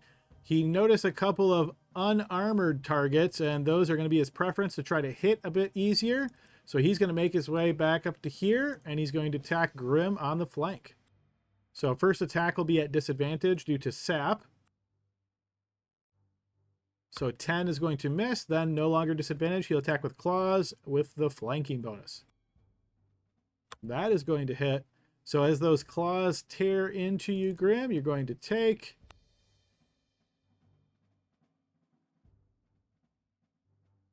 16 points of slashing damage, and then I will need a Constitution saving throw. You will fail that save. Inspiration. All right, go ahead and burn inspiration reroll. Okay, you'll succeed that save. Now I need another Constitution saving throw. You will fail that save. Okay. All right, so let's see. That was his turn. We move to this one. I'm going to put the mysterious purple dot of darkness on you. All right, this guy's turn. He is going to make his way up to here and attack you, Laud. Biting at you a couple of times. The Laud's AC is 14. It's actually 12 because of my I'm not wearing the armor. Not wearing the armor. Okay, 12. All right, so 19 will hit. Okay. It's going to deal 10 points of damage on the first attack. Okay, so that will take away my temp HP. Yep, go ahead and reduce that. If the script works and automatically rolls your con save, great. If not, we'll have you roll that separate. Yeah, looks Okay. like not. Just DC 10 on that. Okay, you'll succeed. He will then bite you a second time. And that is not going to connect. All right, move to Archgale's turn. So, Archgale, you are currently down, and you are making death saves. So, the way this spell works is it takes effect if you end your turn in the space. So, first, set yourself to GM. Roll me a death save. All right, we'll keep that to ourselves. Then, at the end of your turn, the tentacles automatically bash you for some damage. So, that's going to be 1 failed death save. So, just go ahead and indicate a failed death save on your sheet. And then we'll move to the next turn. This guy is still turned, so he's essentially moving off map. And he is still slowed. I'm going to throw the save for him in case it matters. All right, he is still slowed. All right, move to this one's turn. He's going to make his way over here and attack you, Laud, on the flank. That is going to hit for 10 points of damage. Yeah, can I react to that with my cutting words to try to reduce the damage? You sure can. Yep, go ahead and post that. And then All it's a D8, so I'll roll that. Don't see it anywhere on here, so I'm just going to roll a regular D8. So the way I'm going to assume what they mean here is that you take the total damage and you get to reduce the total damage, because otherwise I don't think it would be like each die individually, because that'd be less advantageous for you. So 10 damage reduced by 6, so you take 4. Yeah, that's kind of what I thought. I was just like, whatever the total is minus whatever I roll. Yeah, it says a damage roll, but I think it means, you know, all of the damage for an attack. Gotcha. All right, so go ahead and take that damage off and then roll your Constitution saving throw. All right, that will fail, so that means slow is going to drop.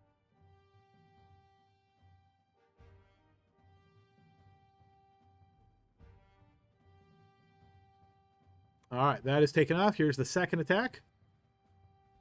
That is also going to hit for 7 points of damage.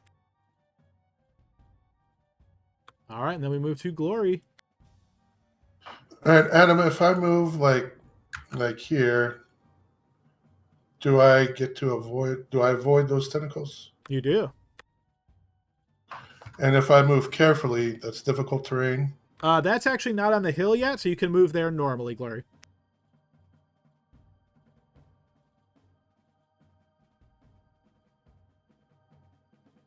I'll move here. I'll attack this one to my high side. Okay. 16, yes, that will hit.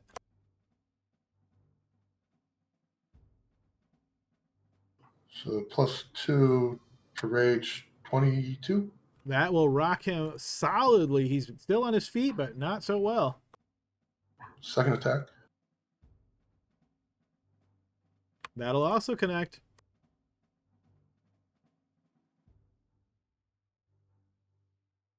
Wounding him again. Bonus action, pole strike. That'll hit as well. We're just looking for 3 to take him out. And that is 3. That will do it. He is going to drop. I'm going to move here.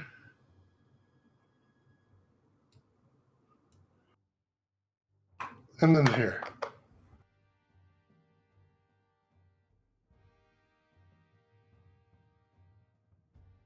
All right, Caliban, your turn. You managed to evade these tentacles flapping around. What would you like to do?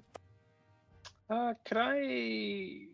How would it work for grabbing Archgale? Do I need to be in his same square, or? Nope, you can grab him where you're at currently. It's an action to grab him, and then you would be moving at half speed. Also, remember the tentacles are inflicting difficult terrain, so if you're moving through the tentacles, that would be quarter speed.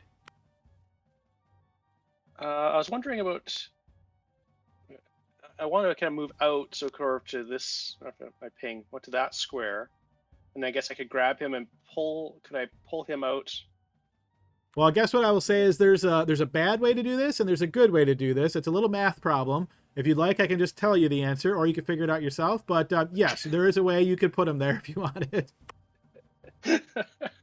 That's ideally I'd like to put him behind. Ideally, I'd love him to be here and me to be here. Is what I'm trying to get to. Yeah. So basically, what you're I'm going not to do sure. is you're going to move here. That's difficult terrain, so Yeah. that's going to cost you 10 feet. Then you're going to Yeah. grapple him as your action, and then you're going to Yeah. move here, and that's going to cost you 10 feet because you're moving out of that, but you're holding him. So that'd be 20, and then with Yeah. your last 10 feet, you can push him to there. Perfect. Yep. All right. That's exactly what I'm trying to do. All right. So I will- Just a kind of mechanical question here too. When you move somebody out of like opportunity attack range, is that considered force movement? So It it doesn't is. draw an opportunity. Exactly. Yep. It's force movement, so no opportunity attacks. All right. So that was your action and 30 feet of movement, Caliban. Anything else? Yeah, I am going to action surge.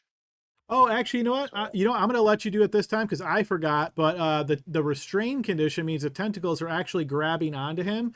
Because I missed that one. I'm going to assume you just powered through that. You ripped the tentacles off. But normally I would have had you make a check to see if you could break those free. But yep, go ahead and continue.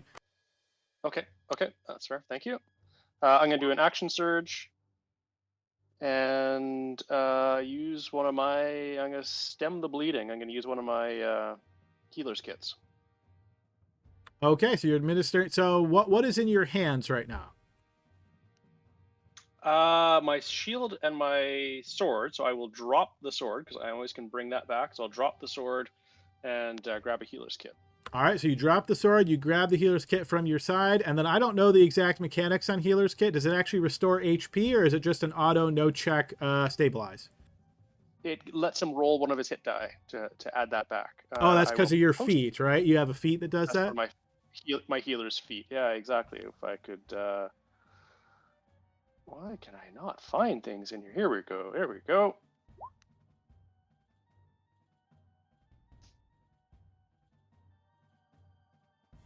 All right, so you use the utilize action. The creature can expend one of its hit dice, and then you roll that die. So I roll that hit. That's what it says. Yeah, Archgill, do you want to expend one of your hit dice? Oh, yes, absolutely. All right, so Caliban, you're rolling his die, which is going to be a D8, and then he's going to get that number of hit points equal to the roll plus your proficiency bonus. So 3, so that's going to be 8 points restored to Archgill. And then Archgill, that's another level of exhaustion. All right, so that was your action, bonus action, action from action surge, and some movement. And anything else there, Caliban? I think that is all. That's all All I'm gonna right. do. Thank you. Yeah, Barnaby. All right, I don't want to take the opportunity attack, even though it could be flank worthy. So I'm just going to go ahead and go here. And I am going to attack him. And I'm going to remember to smite him if I attack him this time. Well, you're definitely going to attack him. I think you mean if you hit him. But yes, you hit him. Yeah. It's all the same with me, Adam. With my rolls, how could I miss, right? Right, of course. Guaranteed. All right, so that's that. And then I'm going to go ahead and use my one free divine smite. And he's undead, right? Actually, yes, he's undead. And that's just the normal, so then I'll just roll a random 1d8. Okay. All right, nice. So we got 20 plus 12, 32 points of damage. Okay, so this strike will wound him significantly. And we move to Grim. Okay, bonus action, second use of second wind.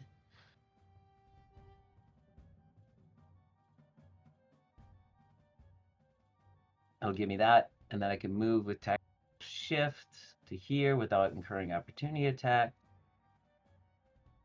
Ignoring the purple dot, I'm going to swing away. 15 is going to miss. That will connect.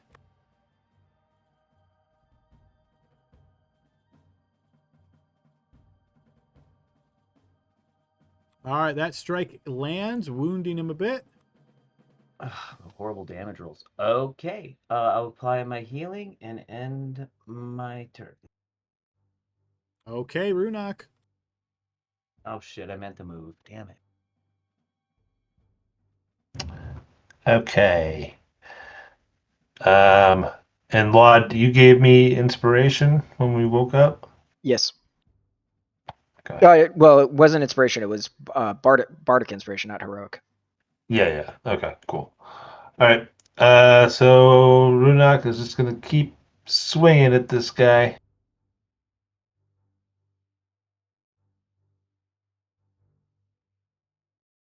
Oh, sorry. And I'll 14 use- is going to miss. I'll use the bardic inspiration. Okay. So what is that? A D8? Yep. 18 will hit. Aha! I like this bard guy. All right. Blade crashes down and wounds him.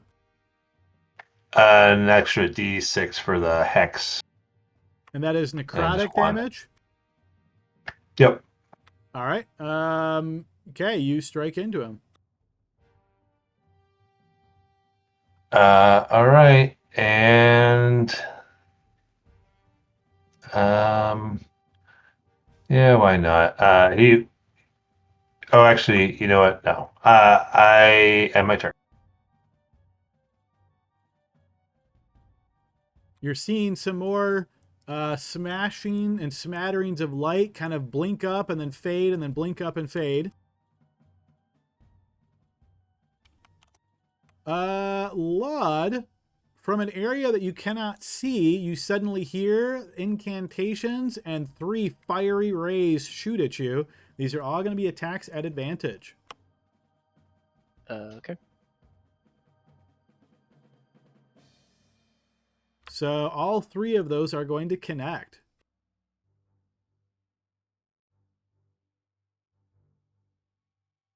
Unfortunately, that's still not working. Let me post directly from the sheet. Oh, sorry. We'll take the first 3. It looks like you click it once. It auto rolls all 3 rolls. Okay, so let's see. 16 and 8 is 24 points of fire damage. That'll drop me. Okay, so you drop to the ground. And then we move to this guy's turn. All right, he notices that Caliban has blocked the tasty corpse that is Archgale.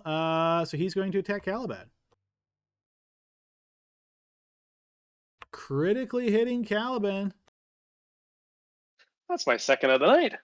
Yeah, I know. It's like go on a roll with these. All right, so this bite is piercing damage primarily.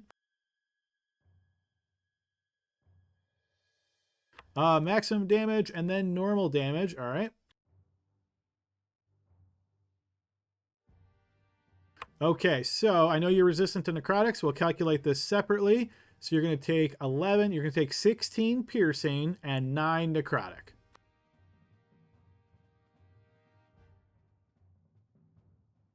He is then going to attack you with his claw. Or actually, I'm sorry. Once the bite hits you, I need a Constitution saving throw. Adam, I hate to bring it up, but there's also a minor injury. We don't do minor injuries in this one. Oh, sorry. Yeah, okay. All right. Even gooder. You will fail that save, Caliban. I'm going to add the purple dot of darkness to you. All right, and then here comes the claw attack. That is also going to connect as those claws tear into your flesh for 24 points of slashing damage. I'll drop Caliban. All right, Caliban drops. It's looking bad here, guys. We'll move to Laud, start of your turn, first turn down to GM. Death save, please. All right, we'll keep that to ourselves. We move to this guy's turn. He's going to focus his efforts on the unarmored guy as he attacks Grim. First attack at disadvantage because of sap.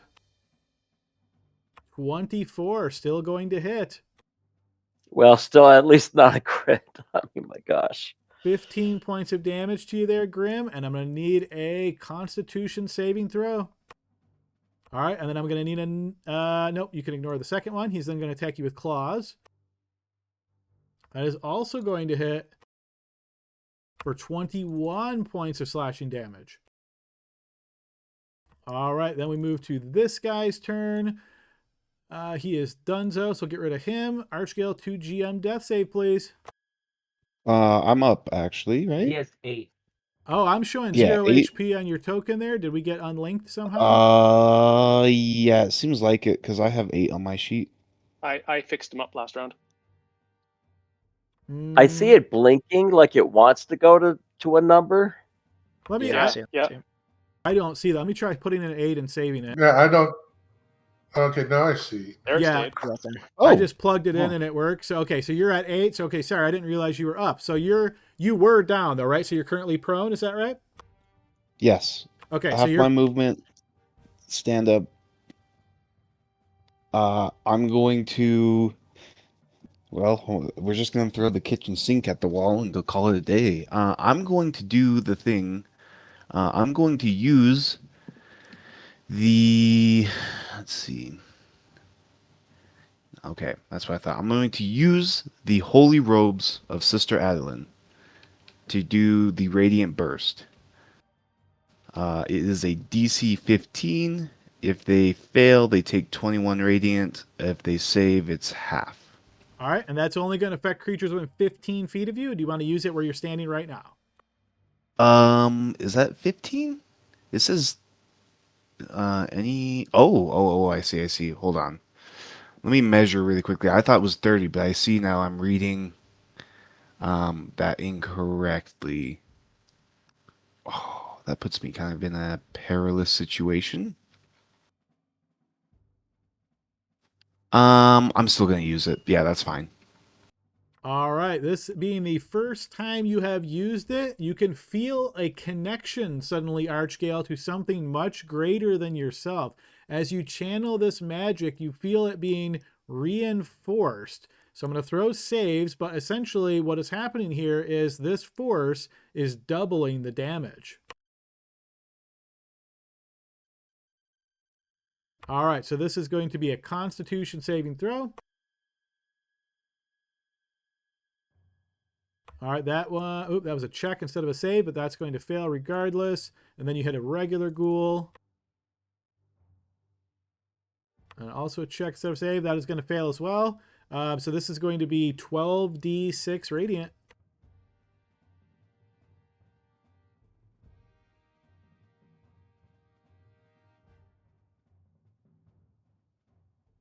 All right, the ghoul next to Laud is going to be disintegrated. The one that's pretty close to you, you're going to see it takes damage.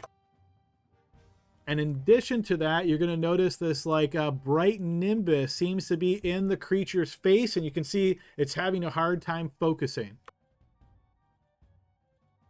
Okay. And then with my bonus action, I'm going to cast Mass Healing Word. Okay. And I'm going to target Laud, Caliban, myself, and Grim.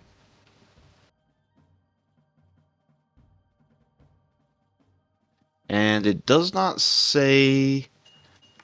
It's not adding my +5, so I assume it doesn't do anything like outside of the 2d4. Right. Is that correct? It's the main purpose of casting this is to target multiple targets. So right, if you're casting this at just the base level of 3, then it's just 2d4 plus your ability. So you can use the macro we have for you because this is a healing that will of course affect that. Okay. So it's just going to be 2d4, no spell modifier? No, it does add your spell modifier. So it's 2d4 plus your spell casting ability I see. modifier. All right, everyone gets 17. So that'd be Grim, myself, Caliban, Laud. I think everyone is full, so they don't really matter. That's a lot. 2D. What about Caliban's girlfriend? Basically what you're noticing is bright flashes of light from inside the tents that keep going off. You're not sure if she's affected or not.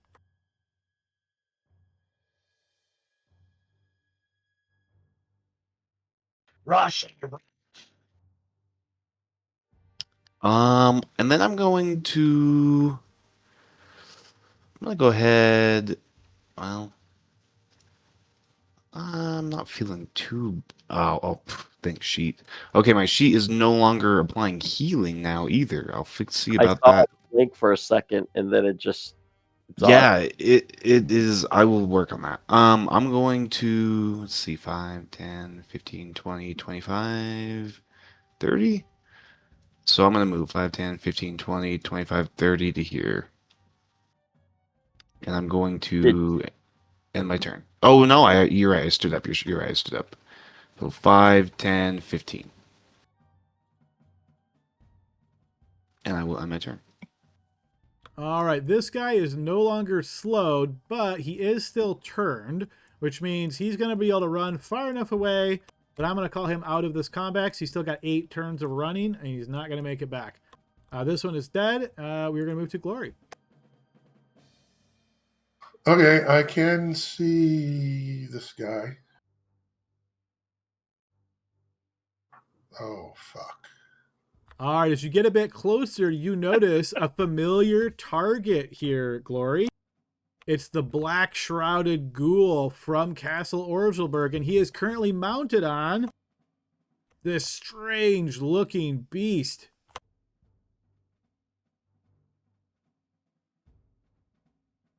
He said, "Oh fuck." Creepy. And did you say that out loud? Oh my god. Okay, let's see. This is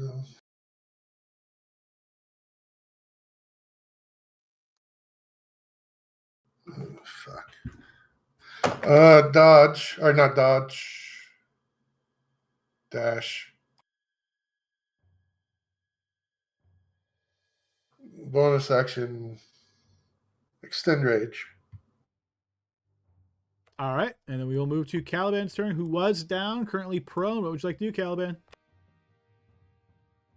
I'd like to not get hit by this guy again because that really sucked. I will use half my movement to stand up. Okay. I am going to use. I need some. I'm really missing my armor. Let me tell you that. I am going to cast Blade Ward, which will help me a little bit, I think. As my action. Is Blade Ward And- not an oh. action? It is an It's action. Yeah, Oh. so that is my action. Oh, you paused there. I thought you meant you cast Blade Ward and then separately as an action, like you're about to say Oh. something else, but all right, I got you. No, that's the Canadiana coming in. Yeah, that's my action, and I'll bonus action to resummon my sword back to my hand. With, All right, Blade reappears in your hand. the Warbond, and I will end my turn. All right, Barnaby. All right, I'm going to take advantage of the flank. Let's see it. Yes, that will connect.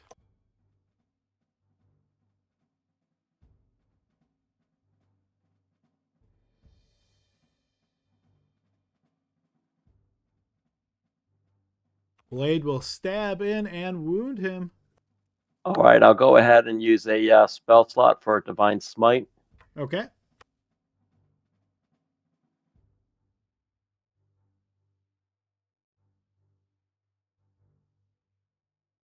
Okay, an extra 15 points of radiant damage. All right, Blade and that'll end my turn. All right, Blade lights up, strikes him. He is looking near destruction. Grim. All right, first attack. Yeah, that'll connect.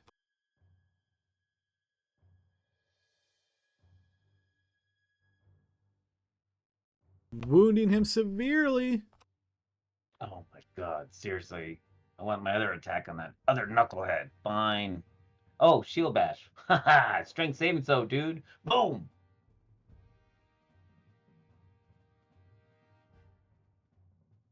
He is going to fail that and be knocked prone. Okay, with advantage. Here we go. 19, 21, that'll hit. And that'll be enough to destroy him.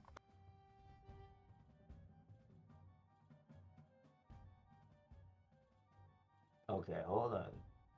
Tactical thinking.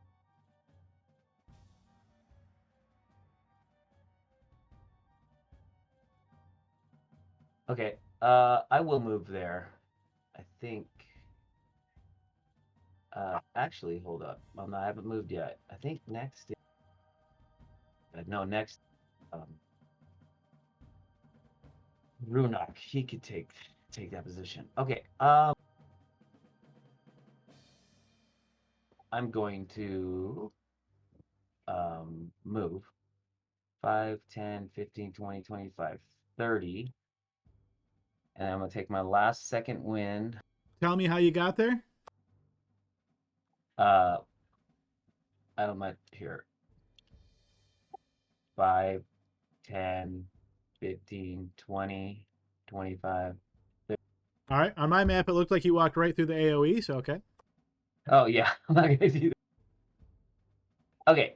And then I'm going to take my last use the second wind. All right. Regaining 12. And with that, I get my tactical shift. When you activate your second wind, yeah, because I'll move another 15. 5, 10, 15. Action, bonus action, movement. All right, Runok. Okay. Runok, as his bonus action, will move the hex over to this one. Can you do that even if the target has not been killed? Oh, I'm sorry. The hex was on the one you just killed. I thought it was on the one that ran away. So yeah, you're good. Yeah, okay. And then I will spend a luck point to give myself advantage on the attack. Okay.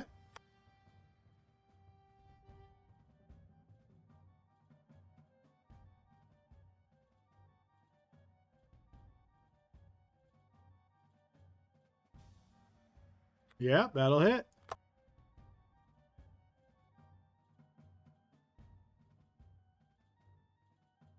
Okay. Oh, and another d6 for the hex. All right. And that is the end of my turn. Okay.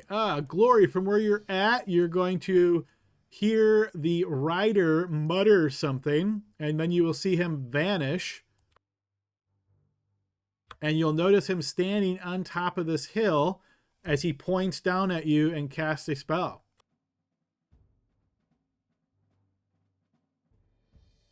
This necrotic hand comes out and grasps onto you, dealing 16 points of necrotic damage.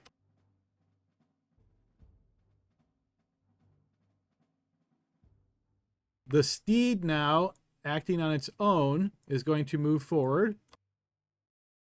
So I have necrotic resistance. Yep, so that'll just be 8 for you. All right, as the steed moves forward, you're going to notice as it lunges to bite you, it is going to make 2 bite attacks. First one will hit.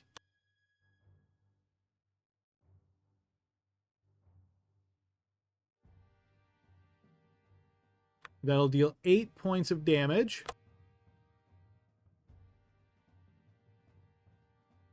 And as it bites into you, you can see it pulls some of your life force to it. It is then going to take a second bite attack against you.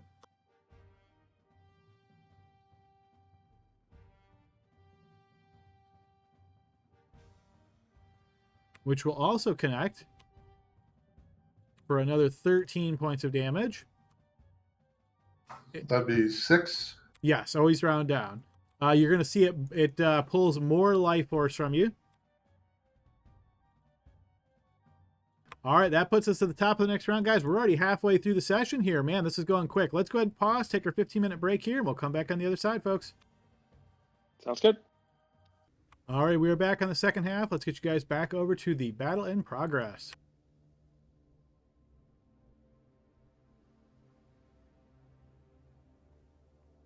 All right, we're on the top of the round. Let me change this to some more up-tempo music. All righty. So we pick up at the top of the round with this ghoul who's currently got a big glint in his eye from the effects of the Holy Robe. He is going to attack the unarmored Caliban here. These attacks will be at disadvantage. So here comes a bite. That is going to miss. Here comes a claw. Also going to miss. Laud. All right, I'll start moving 5, 10, 15. Oh, big boy. 20, 25, 30. So I like, would I be able to see the like? There's like vision blockers here, but the top of the mountain. Can I see the caster guy or no? You cannot. Okay. All right. Well then, I can't really do what I thought I was going to be able to do, so I'm just going to cast Mirror Image on myself and in my turn.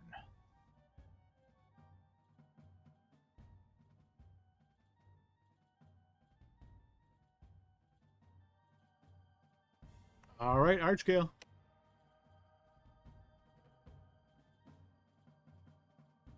Okay, really quickly, it's just difficult terrain to climb up onto the hill, right? No, if you're climbing straight up the hill and you're actively in combat, it is going to be an athletics check to see if you can make your way up. Oh, yeah, about that. Let's see. I have like a -6 or something, so that's not happening. Let me take some quick measurements. That kind of changes my thoughts, but that's okay. And I think Turn Undead only works on things you can see. Yep, it only works on... Oh, of your choice? Question, do you need to see undead? Or I think we've had this discussion before.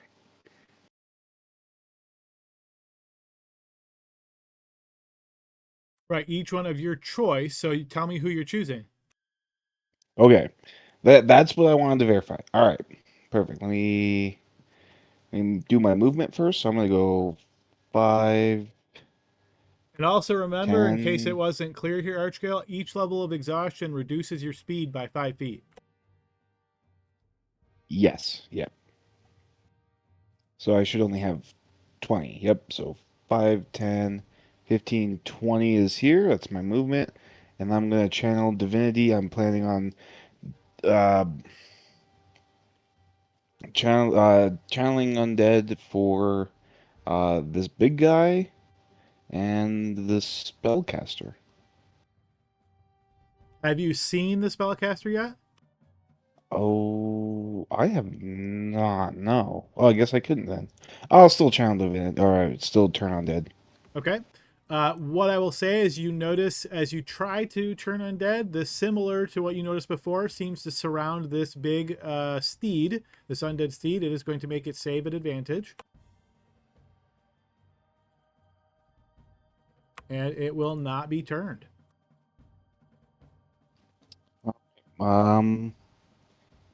Okay. That's movement. Do I need to do anything? How far away? Caliban is 25. I guess I'll just throw out a healing word on myself at the first level in my turn. And I'll post that. All right, Glory.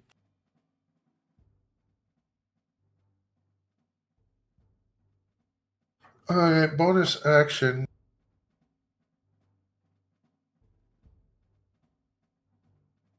I'm going to use Celestial Revelation for Heavenly Wings. Action, disengage.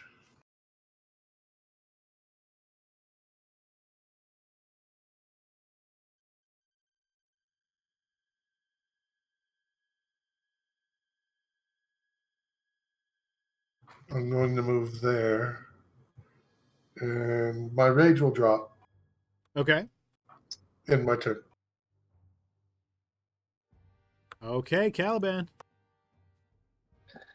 Calvin's just going to start chopping away at this guy in front of him. Pretty straightforward. Oh, the blue dot? Is that a side effect? The purple dot on you? Yeah, it is.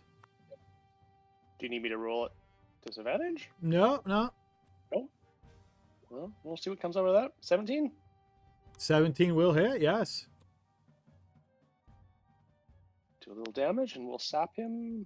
Except it's not rolling from there. I see, like everybody else. There's the damage roll there.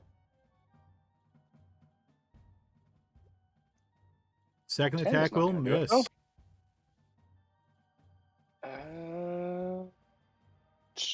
I am going to bonus action use one of my second wins.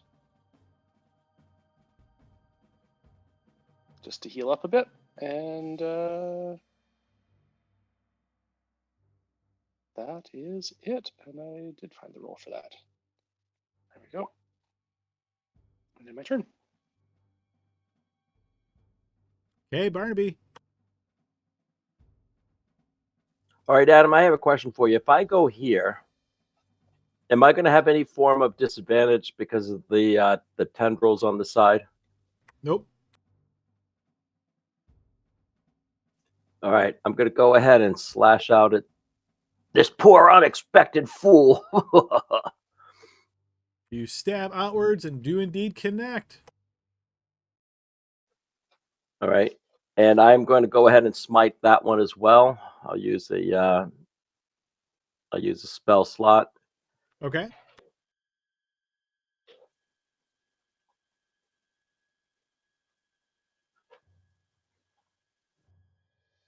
Yay! Let's see if I can roll better than that on a 1d8 here. Close. Radiant energy will strike out once again, wounding this creature. That'll end my turn. Okay, Grim. Moving 5, 10, 15, 20, 25, 30. Adrenaline rush, bonus action, dash. I get 10 hit points. I only have one left. 5, 10, 15, 20, 25, 30. And as I pass by, I say, Archie, we're going up to go kill him. Keep an eye on us. Action will be to dodge.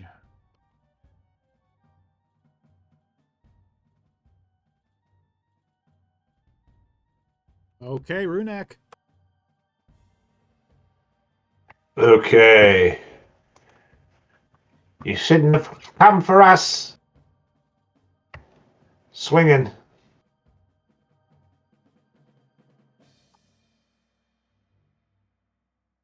No. That will miss. All right. Yeah, that's the end of my turn. All right. In somewhat broken common, he is going to say, "You are fools and you will die here." As he is going to whip up a quick spell. Yeah, he's probably right.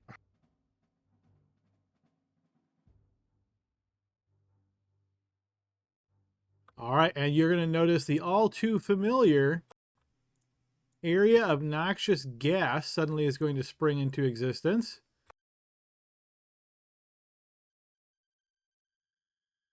We need counterspell or dispel magic, any of that. All right, I got to resize this to make sure it's the appropriate size. That's interesting. I like the visual effect when I'm in the cloud. Yes, yeah, that's what I went for this time to make it a little bit more realistic. I usually can't do that with the walls because then people just move through walls, but because we don't really have walls in this map, it works out. Okay, so that is all set. So you can no longer see well. He is then going to move. I'm not going to move his token at the moment because you're not going to be able to tell which way he went, and I don't want the little indicator to indicate that.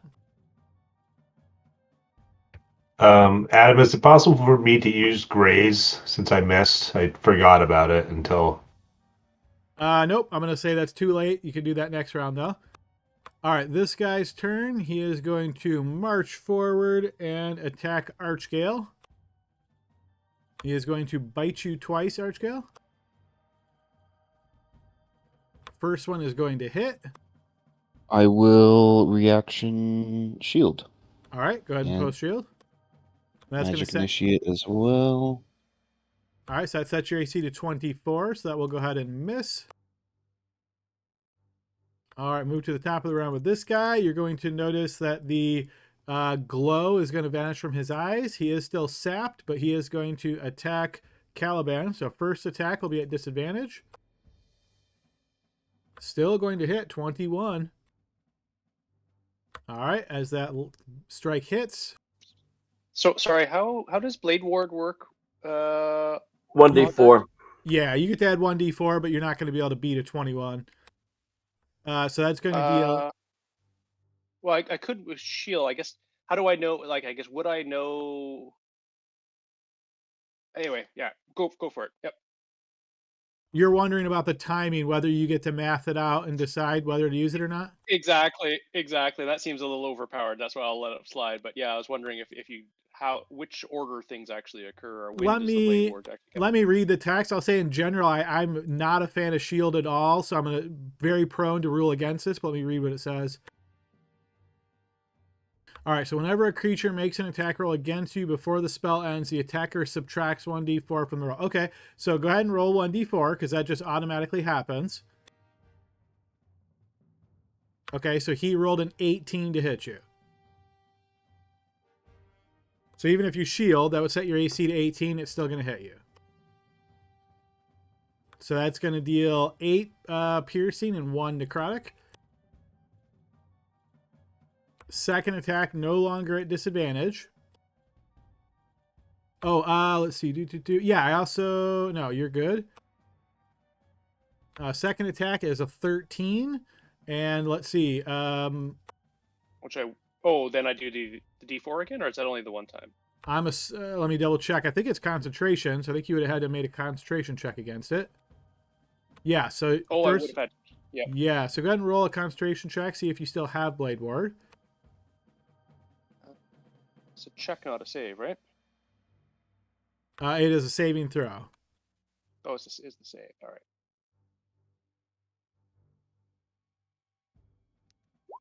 All right, so you still have Blade Ward, which means you're going to roll at least a 1, which will drop that to a 12, so that attack will miss. Whew. All right. All right, then we move to Laud's turn. Sorry. I'm going to point at this horse creature thing and cast Tasha's Hideous Laughter at it, which is a DC 16 Wisdom saving throw. You can set yourself back to public, but yeah, let me go and read this real quick. Oh, whoops. I'll just post it again so everybody else can see it too. Actually, that might take another spell slot.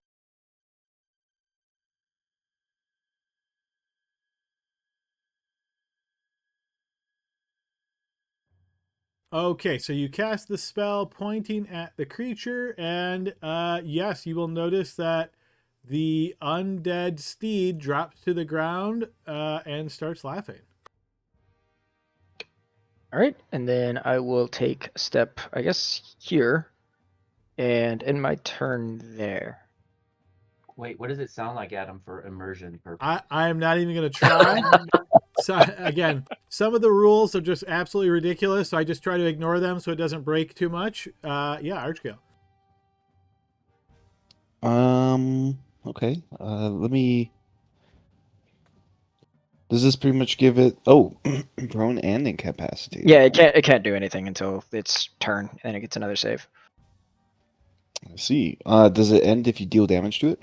Oh. Yes. Well, it gets a save. It doesn't auto end. It gets a save to end it.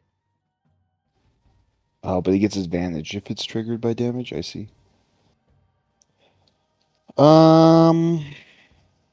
This is a big thing, and I kind of don't want to be by this big thing. So I'm gonna go 5, 10, 15, 20, and I'm gonna hurl a. Oh, let's see. I'm gonna throw a firebolt at it. At the steed? Well, that's so tough. Actually, no. I'm gonna I'm gonna sacred flame the guy down here that Caliban is fighting. Okay. So deck save from him. He is going to avoid it. Okay, and my turn. All right, Glory, you start your turn in this heavily obscured fog-ish thing. I need a Constitution saving throw. Okay. Yes, you will succeed on that. So you can't see, but you're otherwise not affected. All right. I want to move carefully. So I don't know how that affects You're currently my flying, movement. right? Yes. So what do you mean by carefully? Well, I guess I can't see. Okay. Well, never mind. That doesn't work.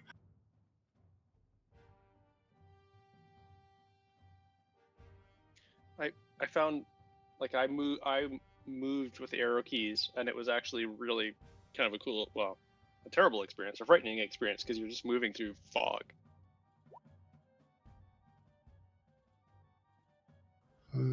Okay. 15.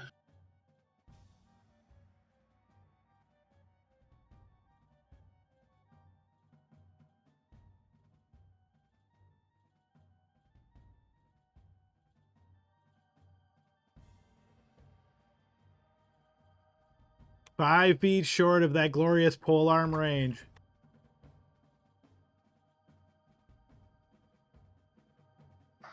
I'm still going to bonus action rage. Okay.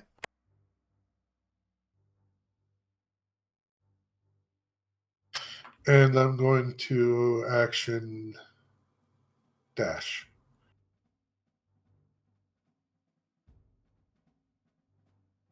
And I'm sidling up next to him.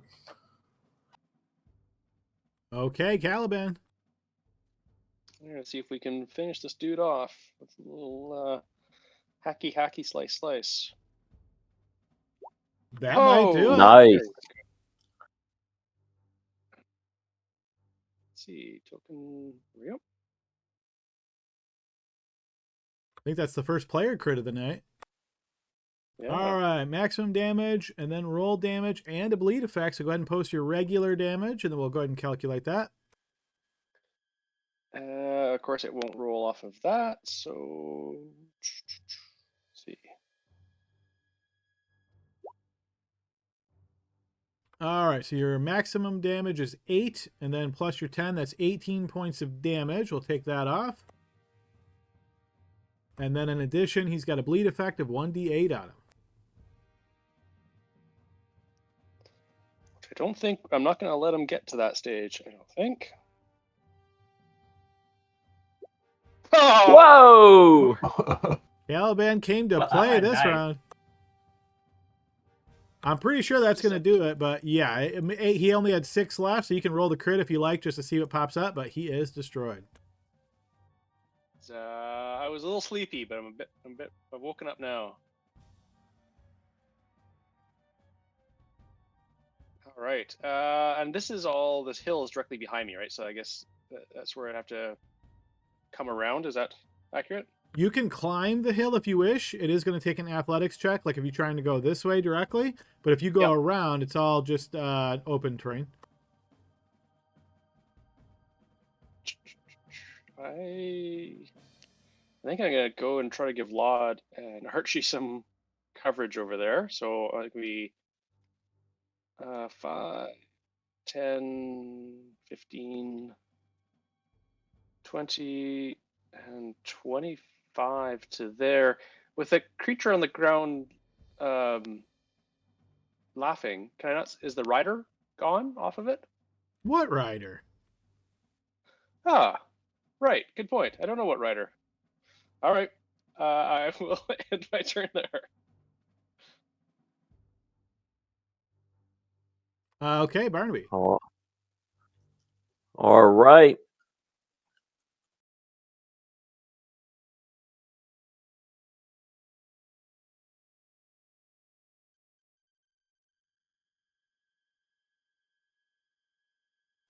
All right, and so not seeing too much here. I'm actually going to go ahead and for my action, I'm going to take the dash action.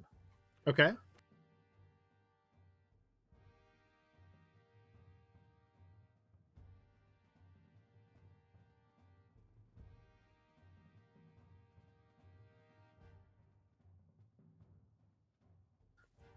All right, that'll end my turn. All right, Grim, start a turn. Constitution saving throw.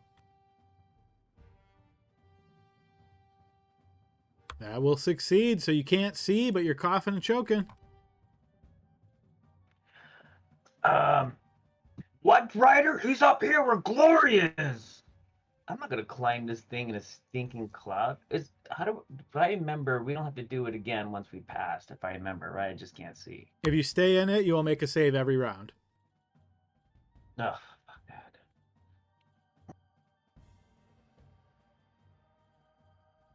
Move out.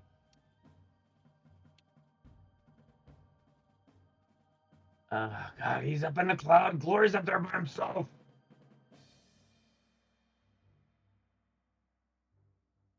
I can't see to my left. I guess that's because that's the cloud there, right? That's right.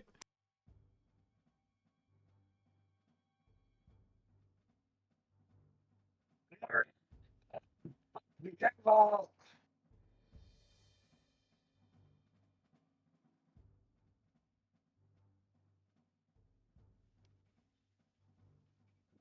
At 25.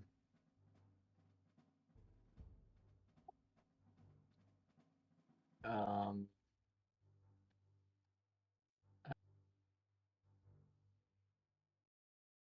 can I look in the tent? Didn't see what's going on with this tent. It's ominously quiet at the moment. You don't see those flashes of light any longer, and the tent seems still.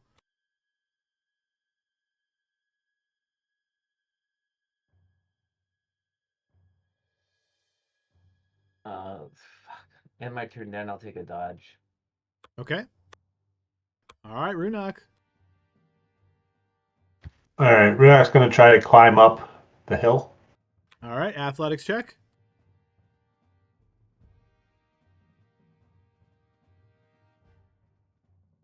You fail to do so, spending half of your movement. Okay. Said I'll just rush out this way then.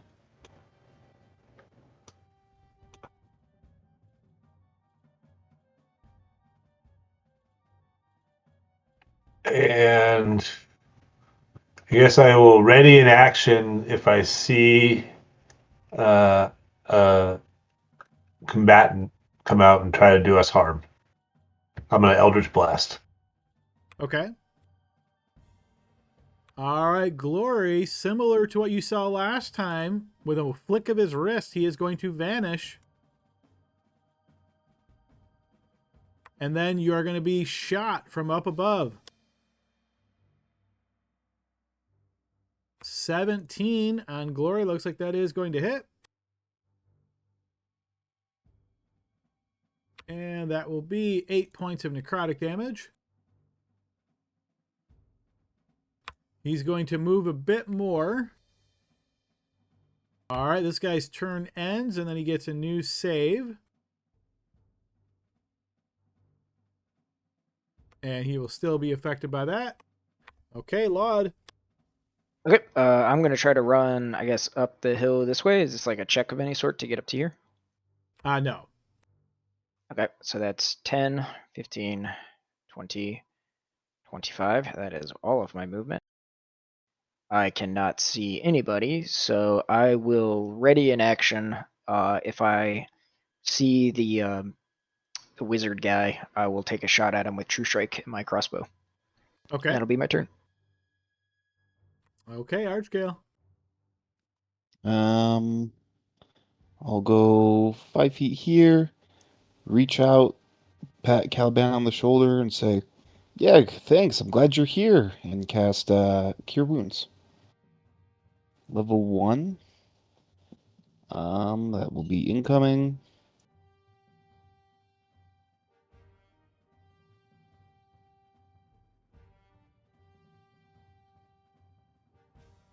None of the sheets are working right tonight.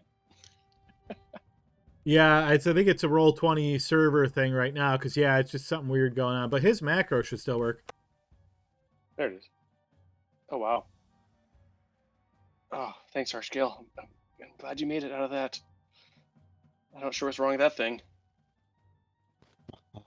Yeah, I don't want to figure it out either. Then I'll go 5. I guess I'd probably have to go here. I can't cross that. 5, 10, 15. 15 is the most I can go because I already moved 5, and that will be my turn. All right, Glory, we're running out of map space here. You can certainly chase him if you like, but if you're going north, I'm going to deduct speed for how far off map essentially he is, if that makes sense. So let me know, are you essentially trying to fly up to him? No, I mean, he's just. I'm not going to spread out that far from the group. Okay. I'm going to move here and attack the thing. Okay.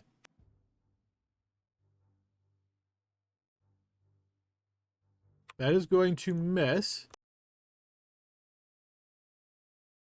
Oh, wow. And that will also miss.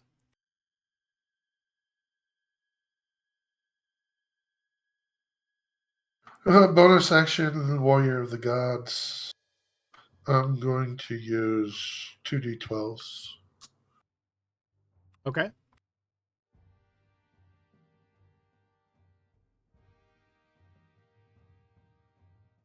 All right, next up we have Caliban. Oh, I guess that thing is still laughing because he didn't take any damage. This is scary. Caliban is gonna actually. Can he move to here and poke his head in the tent to see if Neva's okay? As you poke your head into the tent, you hit like a invisible barrier. You kind of smack your head on it, and you try to look in as best you can, but all you can see is these floating motes of light. There's something wrong with the tents. Check on the sisters. Yeah, I don't know what to do with that barrier. Can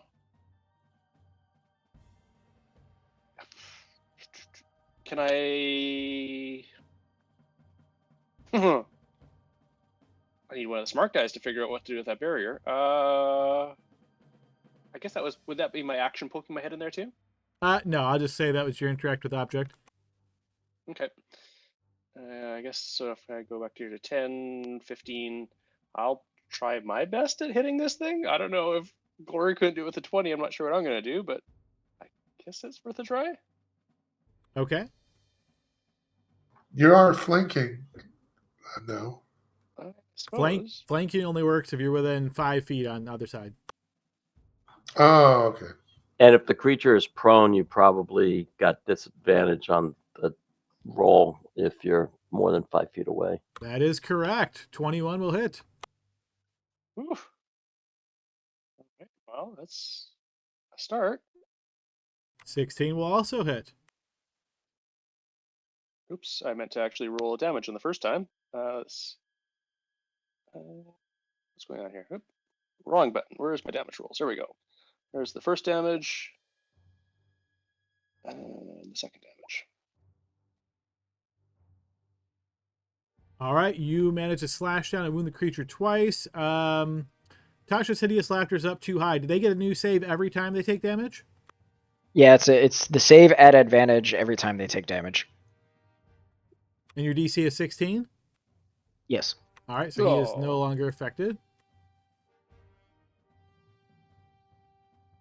And just so you know, Adam, my token is also, much like everybody else's, is not reflecting my actual hit points. Can you edit it? Oh yeah, I can edit it. There we go. Maybe. Refresh, fix that for me.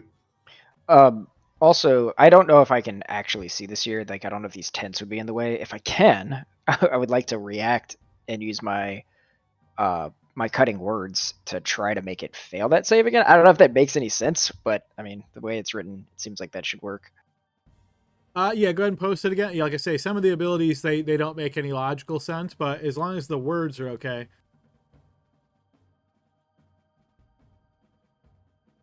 Yeah, it doesn't allow on saving throws. It says damage roll or exceeds Oh an yeah, ability ability check or check. attack Yep. roll. Okay.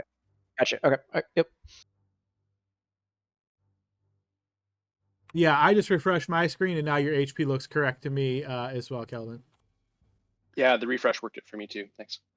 Thanks, Rob. Okay, yep, there we go. So we move to Barnaby's turn. All right, Adam, I'm going to go ahead and I'm going to climb up here so you can let me know where I am in regards to my goal is to get on top and see if I can have a better viewpoint. Sure, just keep moving and I'll tell you when you have to make a check.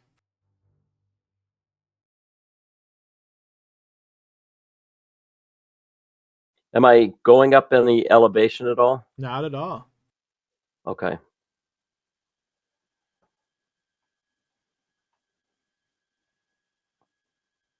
Let me go ahead and count. 5.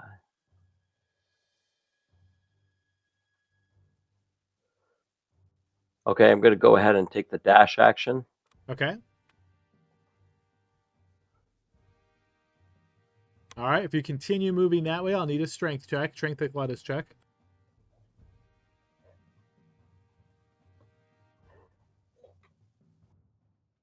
All right, you succeed. So that'll be difficult terrain to climb up there. So count this as 10 feet of movement, the next space you move.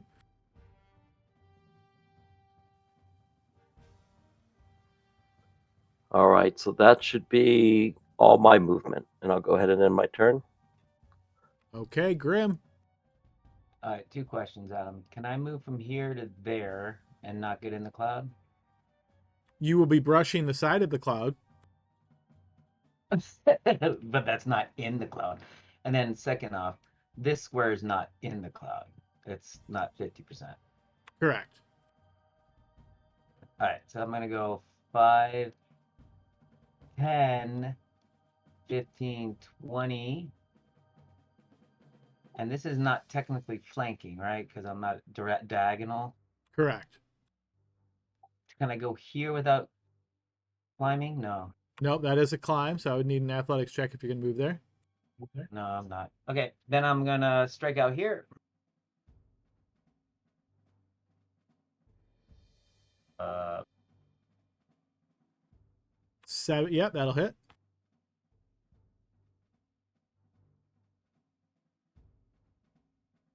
All right, we'll wound the steed. That'll critically hit.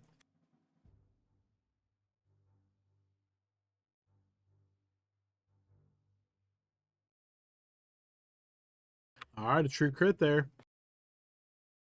Wounding him a second time.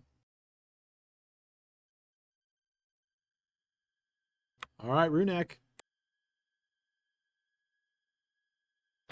Okay. I don't think I can get over there.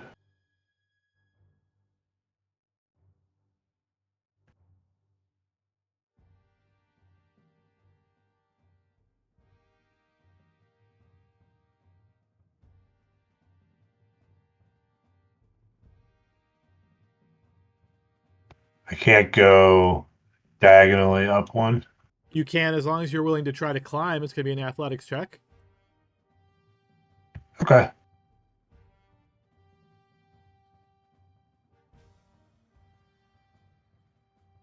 You do manage to get up. That's difficult terrain, so count that as 10 feet of movement. Okay. That's as far as I can go then. And then, so am I in melee with this creature? You are. All right. Bonus action. I'm swapping the hex over to it.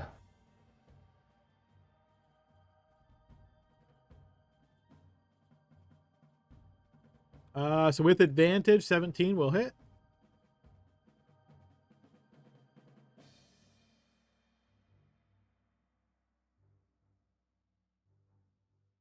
Two extra necrotic.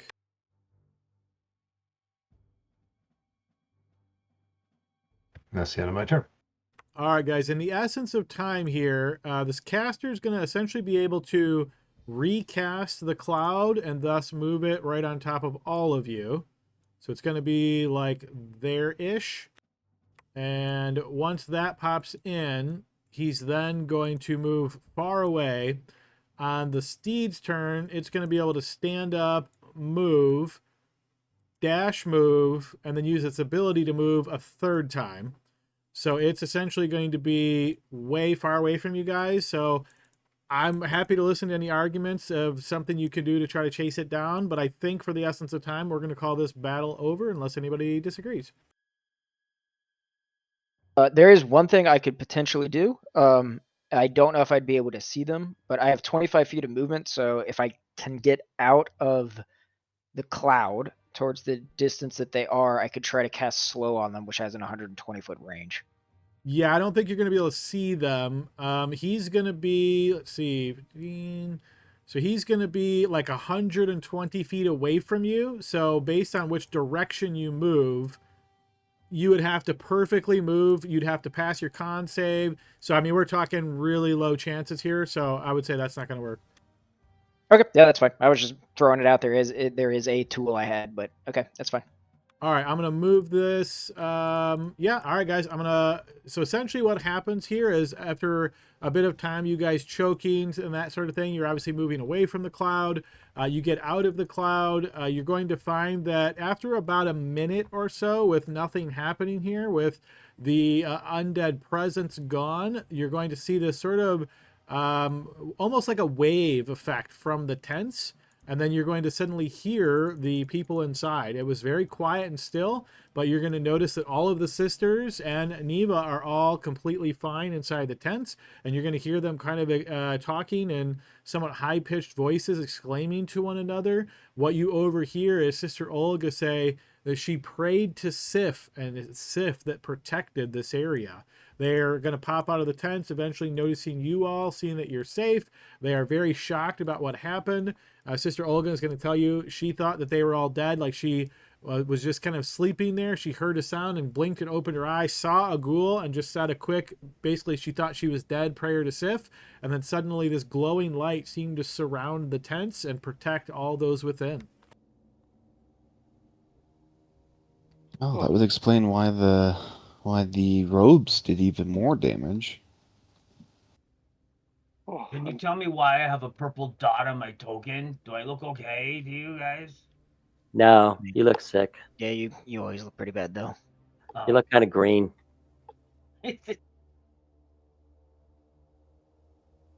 oh, I'm glad to hear that you're okay. I thought something bad had happened to you in there. I couldn't get in. I couldn't see. It was brutal. I suggest we get what rest we can, because we're not likely to get much rest on our way to Jost. That masked figure got away. I can bring the hut back. It'll take them some time, I think, to gather another force. But we need to move as quickly as possible, but we also need to rest. Moving in the dark, I think, would be bad too. So, if we're able to get back to sleep, get some rest. Is there any way I can see Medicine Grim? See if there's anything wrong with him since he spoke up about it? I'm Or going is to he give you just disadvantage simply because he said I've got a purple dot on me. But yeah, go ahead and give him a medicine check.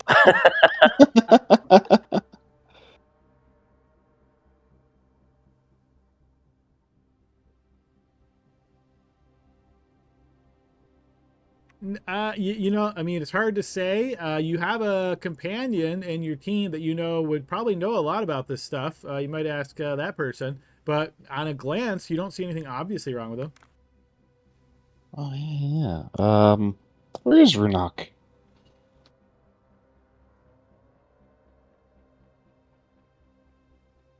Here I am. Oh, there he is. Runok, will you come take a look at Grim? Me as well. Grim and I got bit by that asshole over there, and I don't feel so good either. Oh. So what I'll say, Runok, is you are very familiar with the Derricule, of course, and you know there is this condition known as Derricule fever. It's spread mainly through bites. It will first appear after 24 hours of being infected. the infected creature will start to take some damage, and its maximum HP will be reduced.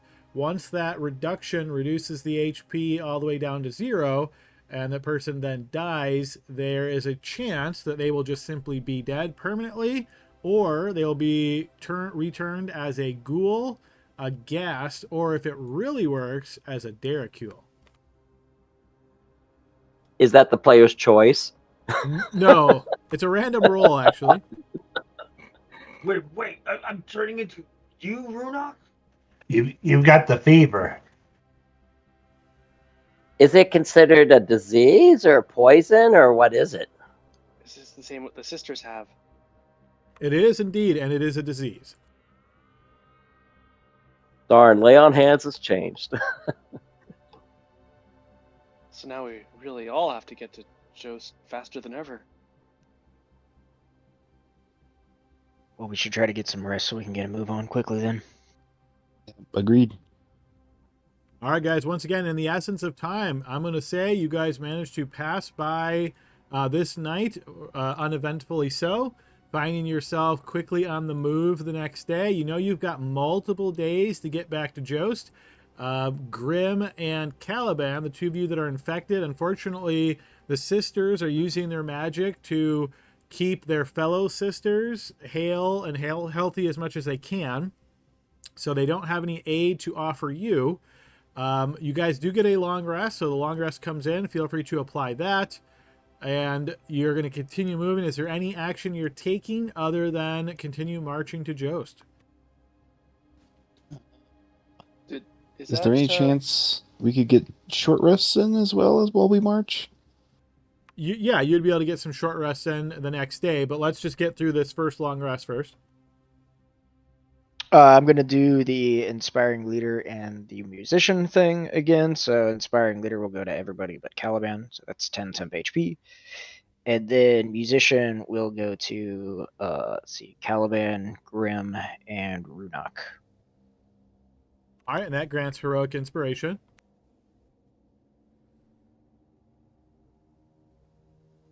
All right, so that is the long rest complete, and you guys are marching. Is there anything you're doing other than simply marching? All right, hearing nothing. Yep, go ahead, Barnaby. I was just going to ask what level spells our cleric gets. Me? Should be third. Yeah, third level.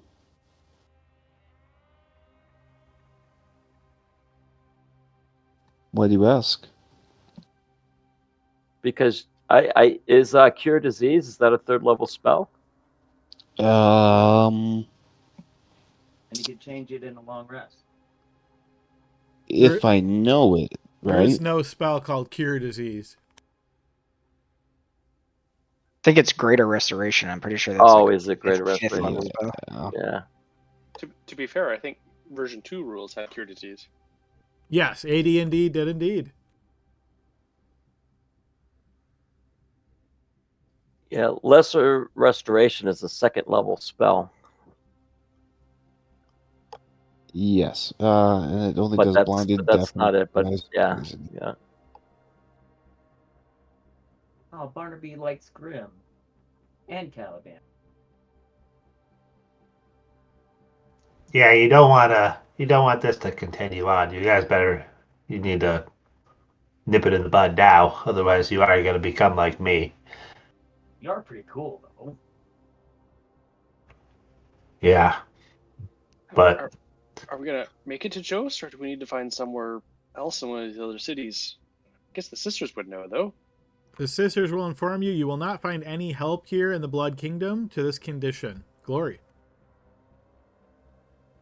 Archgale, you asked how I want to be buried. Burn my body. I can't turn into one of those things. I need to pass to Celestia after I die. Be with my gods. You I won't. well, Glory? No. Oh. But I don't want to be. And I can't be. Don't let me turn. Write that down. All right, we got a little revelation from Glory there. Excellent. Anything else, guys, before we continue the passage of time as you're marching forth? All right, I'm going to assume you guys march another full day. Caliban and Grim, please make Constitution saving throws. Grim, you pass the first save.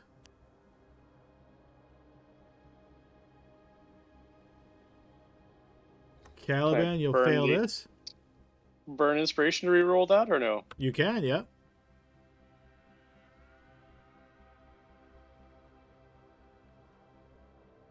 Oh, You will fail the save, Caliban, and take 15 points of necrotic damage, and your HP maximum is reduced by that same amount. do I have that for my resistance? The 7? Yeah, resistance applies, yep. Oof. How would that work? So that I actually had enough temp to absorb that, but it would still lower my max by that much. Yes. I guess the temp would maybe stay. The temp would stay in place, and it would come off of my actual. Yeah, I mean, your temp would go down by 7, but then your maximum would also go down by 7. Oh, double whammy. All right, you guys continue marching the next day. You're starting to get a little bit closer to Jost. You estimate you're about 3 to 4 days away. Grim and Caliban, another save. Since I know that this is happening now, can I use a bardic inspiration on each of them before this is happening, like as they wake up, or no? No, I think that'd be too metagame for you to know the exact time they're making the save, so I'm going to say no. Okay, sure, yeah.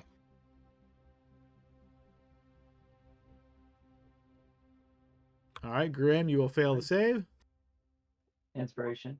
All Heroic right. inspiration, I mean. Caliban, you'll fail the save. Can Okay, I so give Caliban inspiration basically, from me? basically every day, Laud's giving inspiration with musician feat, right?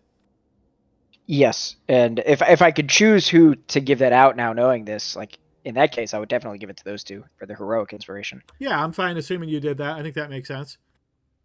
Okay, yep. So I'll give it to those two, and I forget who else I was normally giving it to. Runok, I think. So yeah, Runok will be the third one that gets. All right, Grim, so paid you off. succeed Thanks, then. Because you succeeded 2 saves in a row, you essentially have beaten the disease. You're no longer infected.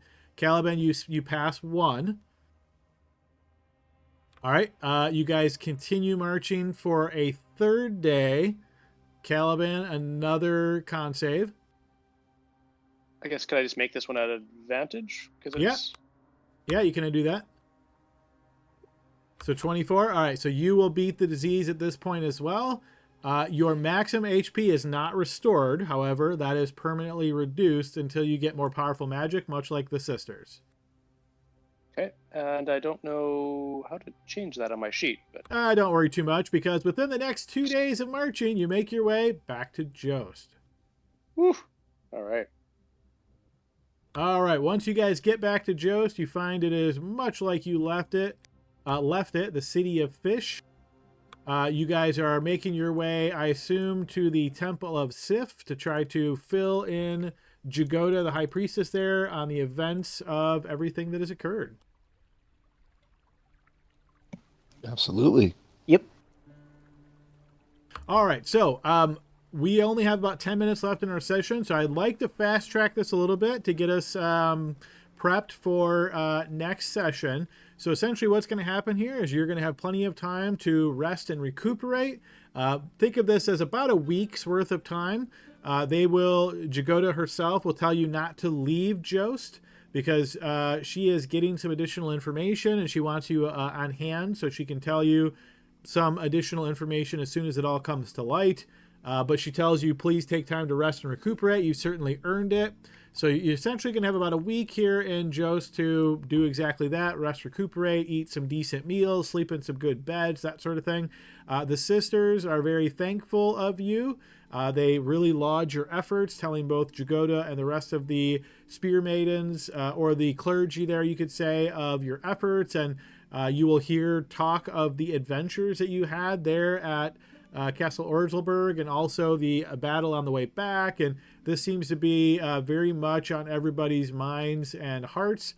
As far as what you're doing during this week, I'm going to assume it's mostly chilling out, relaxing. If there's something specific you want to accomplish, let me know in Discord between this session and next session. We'll try to resolve that. But like I said, you can assume you've got about a week's worth of time there. Once this is done, this whole week is passed, you guys have had a chance to really rest all of that. You are going to be summoned to the Temple of Sif to speak to Jagoda, as she has clarified or gotten all of the information she needs before she can speak with you. One thing I will do, because I assume that Archgo would try to go shopping for a diamond, is I actually have a diamond worth 300 that I would show him and be like, oh, we've already got one, and I'll give that over to Archgo. Wait, what? I thought we didn't have one. Where'd you get this? May or may not have picked it from something that I found. It was shiny, and I like shiny things, and so I grabbed it. And I'd like to do something too in the temple, just quick ceremony. I'd like to take the +1 sword and flip it around and hand it to Caliban and say, you earn this in your fight with the Sneaking Cloud. You're a good fighter, and I prefer blunt weapons anyway. Here, you can have this sword. Oh, Grim, I hardly know what to say. You knew that I sort of had an eye on it, and I really appreciate it. And I know things have been rough, but that's very appreciative. Of course, buddy. Good work out there. And I'm going to take it off my sheet. And of course, Discord, I'll buy a flail again or some other bludgeonly, orky, skull-bashing weapon. I'll do it on Discord. Fair enough. And quick side note, you will learn from the sisters that sword was actually taken off one of the sisters, and then there was a blacksmith there at Castle Orzelberg that destroyed like the pommel and replaced it with that dark looking one. But they never asked for it back. In fact, you get the impression that they want you to keep it for all of your efforts. Wow, nice. The only thing I'm gonna do is I'm gonna try to get an audience with the Archduke. But I don't think it has anything to do with outside of a roleplay purpose, so. Yep, so feel free to send. That's a good thing to send in Discord between this one and next one. Just let me know if it's just general catching up with him. That's fine. If there's something specific you're trying to accomplish, let me know. But other than that, yeah, just let me know the details. I am curious. I'm surprised Caliban hasn't asked. Where did Our Lady go? So Neva has returned to Jost. She's staying here in Jost. As you guys, Caliban, if you're speaking with her, she's true to her word. She's not going with you guys any longer. She said she's going to stay here in Jost until the next inspiration hits her. She basically kind of wants you to stay, but she won't come out and say, hey, I want you to stay. So she's like kind of trying to put some distance between the two of you, you could say, because she's pretty much assuming you're going to move on. Yeah, and I think definitely Grim offering the sword has sort of cemented him to stay with the group. He was a little unsure, but I think the last couple of fights, and certainly that gesture has anchored his commitment, but he hopes he can find her after this is all over. Grim smiles with his teeth protruding off his lips. Good job. Good Both choice. of them, yeah. All right, guys. So with those sort of details left unspecified as far as what you're doing in that week, I'll move you guys over to the Temple of Sif courtyard just as a reminder of what you're looking at here. You'll find yourself in the temple proper. You will recall Jagoda there.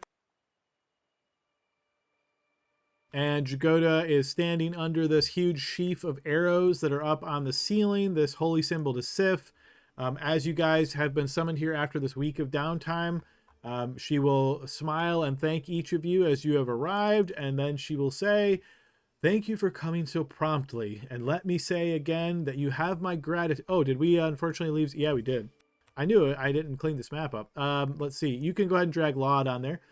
She will say, thank you for coming so promptly, and let me say again that you have my gratitude for the return and rescue of my sisters. Your bravery will always be known here. I am loath to call upon you to place yourselves in danger again so soon after such a harrowing task, yet the portents show that darkness encroaches again. Dire portents, and we must determine their cause and take action. With the activities of the ghouls and the vampires on the rise, we have been vigilant and searching for where they may strike next. Divinations have brought warnings of great evil stirring. The future is murky, but all signs point north beyond the Nader Strait. Our auguries are reaffirmed by talk among the dwarves that have begun arriving here in greater numbers from the north. Most avoid speaking of their homeland, but those that do mutter about dark doings and bloodshed. The word Ragnarok has been uttered often. These are a hard people, but something has them shaken. Whether events unfolding in the north are related to your past battles is still unclear. Whatever is happening, it must have the blessing of the dark gods. Even our most skilled diviners have uncovered little about the nature of this evil or its source. We have only one lead. Our priestesses fell into a fit while meditating on the problem. While thrashing about, one of them shrieked out a name before collapsing into a deep slumber. Reaper's Cave was what she proclaimed. She will then lead you here to this table in front of her, showing a map surrounding the Nader Strait. And I'm going to go ahead and show you guys this sort of map here. So obviously this is a much wider map, but what you're going to notice is on this map here, you guys are of course right here in Jost, and Reaper's Cave is here. This is true to scale, so mileage, you can see approximately 420 miles from Jost to Reaper's Cave. The High Priestess will then continue. The name she uttered is a known place. Here, there is a sea cave, often used by northern reavers as a launching point for their raids. A dangerous lair for bloody folk, but it doesn't normally cause such dark ripples of evil to spread across the sea to touch the minds of our most sensitive initiates. But I know it is connected to my vision of you defeating a darkness with the holy robes. We need to find out how and why. You have been instrumental in striking blows against rising evil in 2 major battles now. Things of import oft come in threes, and I believe the warning coming to us while you are still here is no coincidence. I would urge you to investigate this on my behalf. Your aid in this matter will not be taken lightly, and I will be greatly in your debt. I have taken the liberty of speaking to Sigurd, the captain of a ship named the Osprey, about securing passage for you across the straits. He is a faithful worshipper of Sif, and he is brave. He has placed the Osprey at my disposal and is willing to transport you to Reaper's Cave.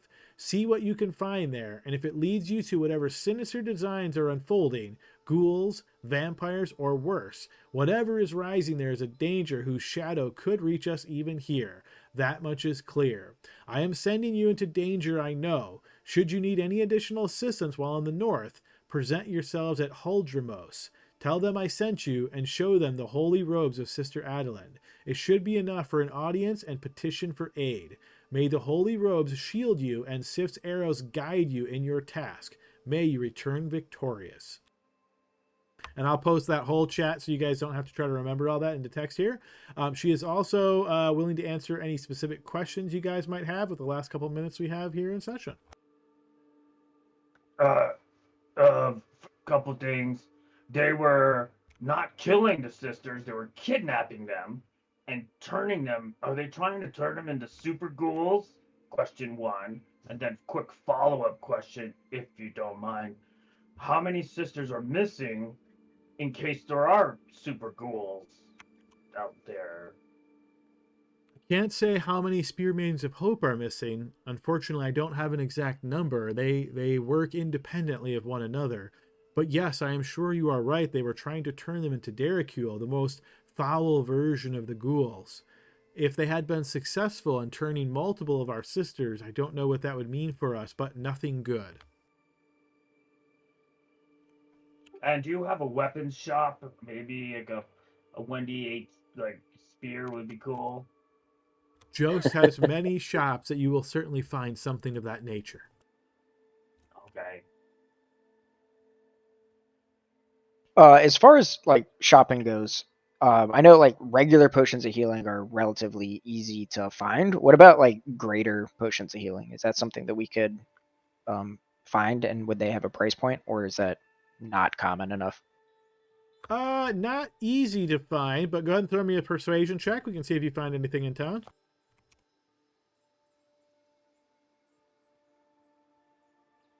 Yes, you are able to find. Roll me a 1d4. You're able to find 4 potions of greater healing for purchase. Each one would cost you 150 gold. Okay, thanks. Yep. All right. Any other questions you guys have of Jagoda? Again, you could always ask these next session as well, but if anything's fresh in your mind that you want to ask her before we wrap up? Was she able to cure the sisters and restore myself? Assuming that during your downtime you presented yourself to her, then yes. And indeed, she was using greater restoration, so she had to prioritize her sisters first, of course. But you had a week here, so yes, had you presented yourself to her and explained that, she would have used greater restoration and restored your full health as well. Awesome. I have a question. We have to do some shopping.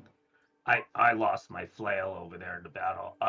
Is there any spending money we could get to buy some potions? And I need a new flail. How much do you need? For me, I think $20 might cover it. I Certainly. don't know about the rest of you guys. The temple I'd can like afford a 20 gold breastplate. pieces. I don't know prices, I'm afraid. I can dispense some coin from the temple treasury to aid you in this quest.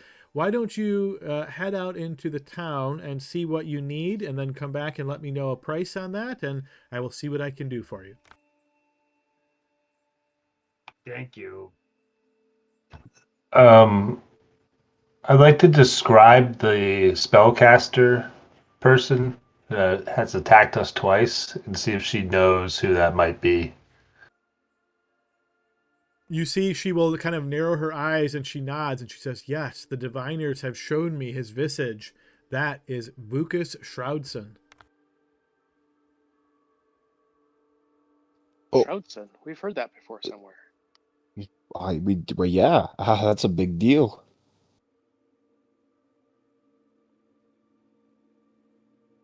I know the party would know that name. Is that something Laud would know as well? I highly doubt it. Yeah, I mean, you can make a history check, but it's like DC 25, I would say, if you haven't been gotten the notes and the secret letters and that kind of stuff. Okay, yeah, I'm not gonna pass that. Like, I'd have to crit that because I've got a +2 to history. Right. Okay, guys. Well, we're at the end of our session time here. Of course, as mentioned, it took a little bit longer than expected, but level 6. Woo! All right, so go ahead Yeah.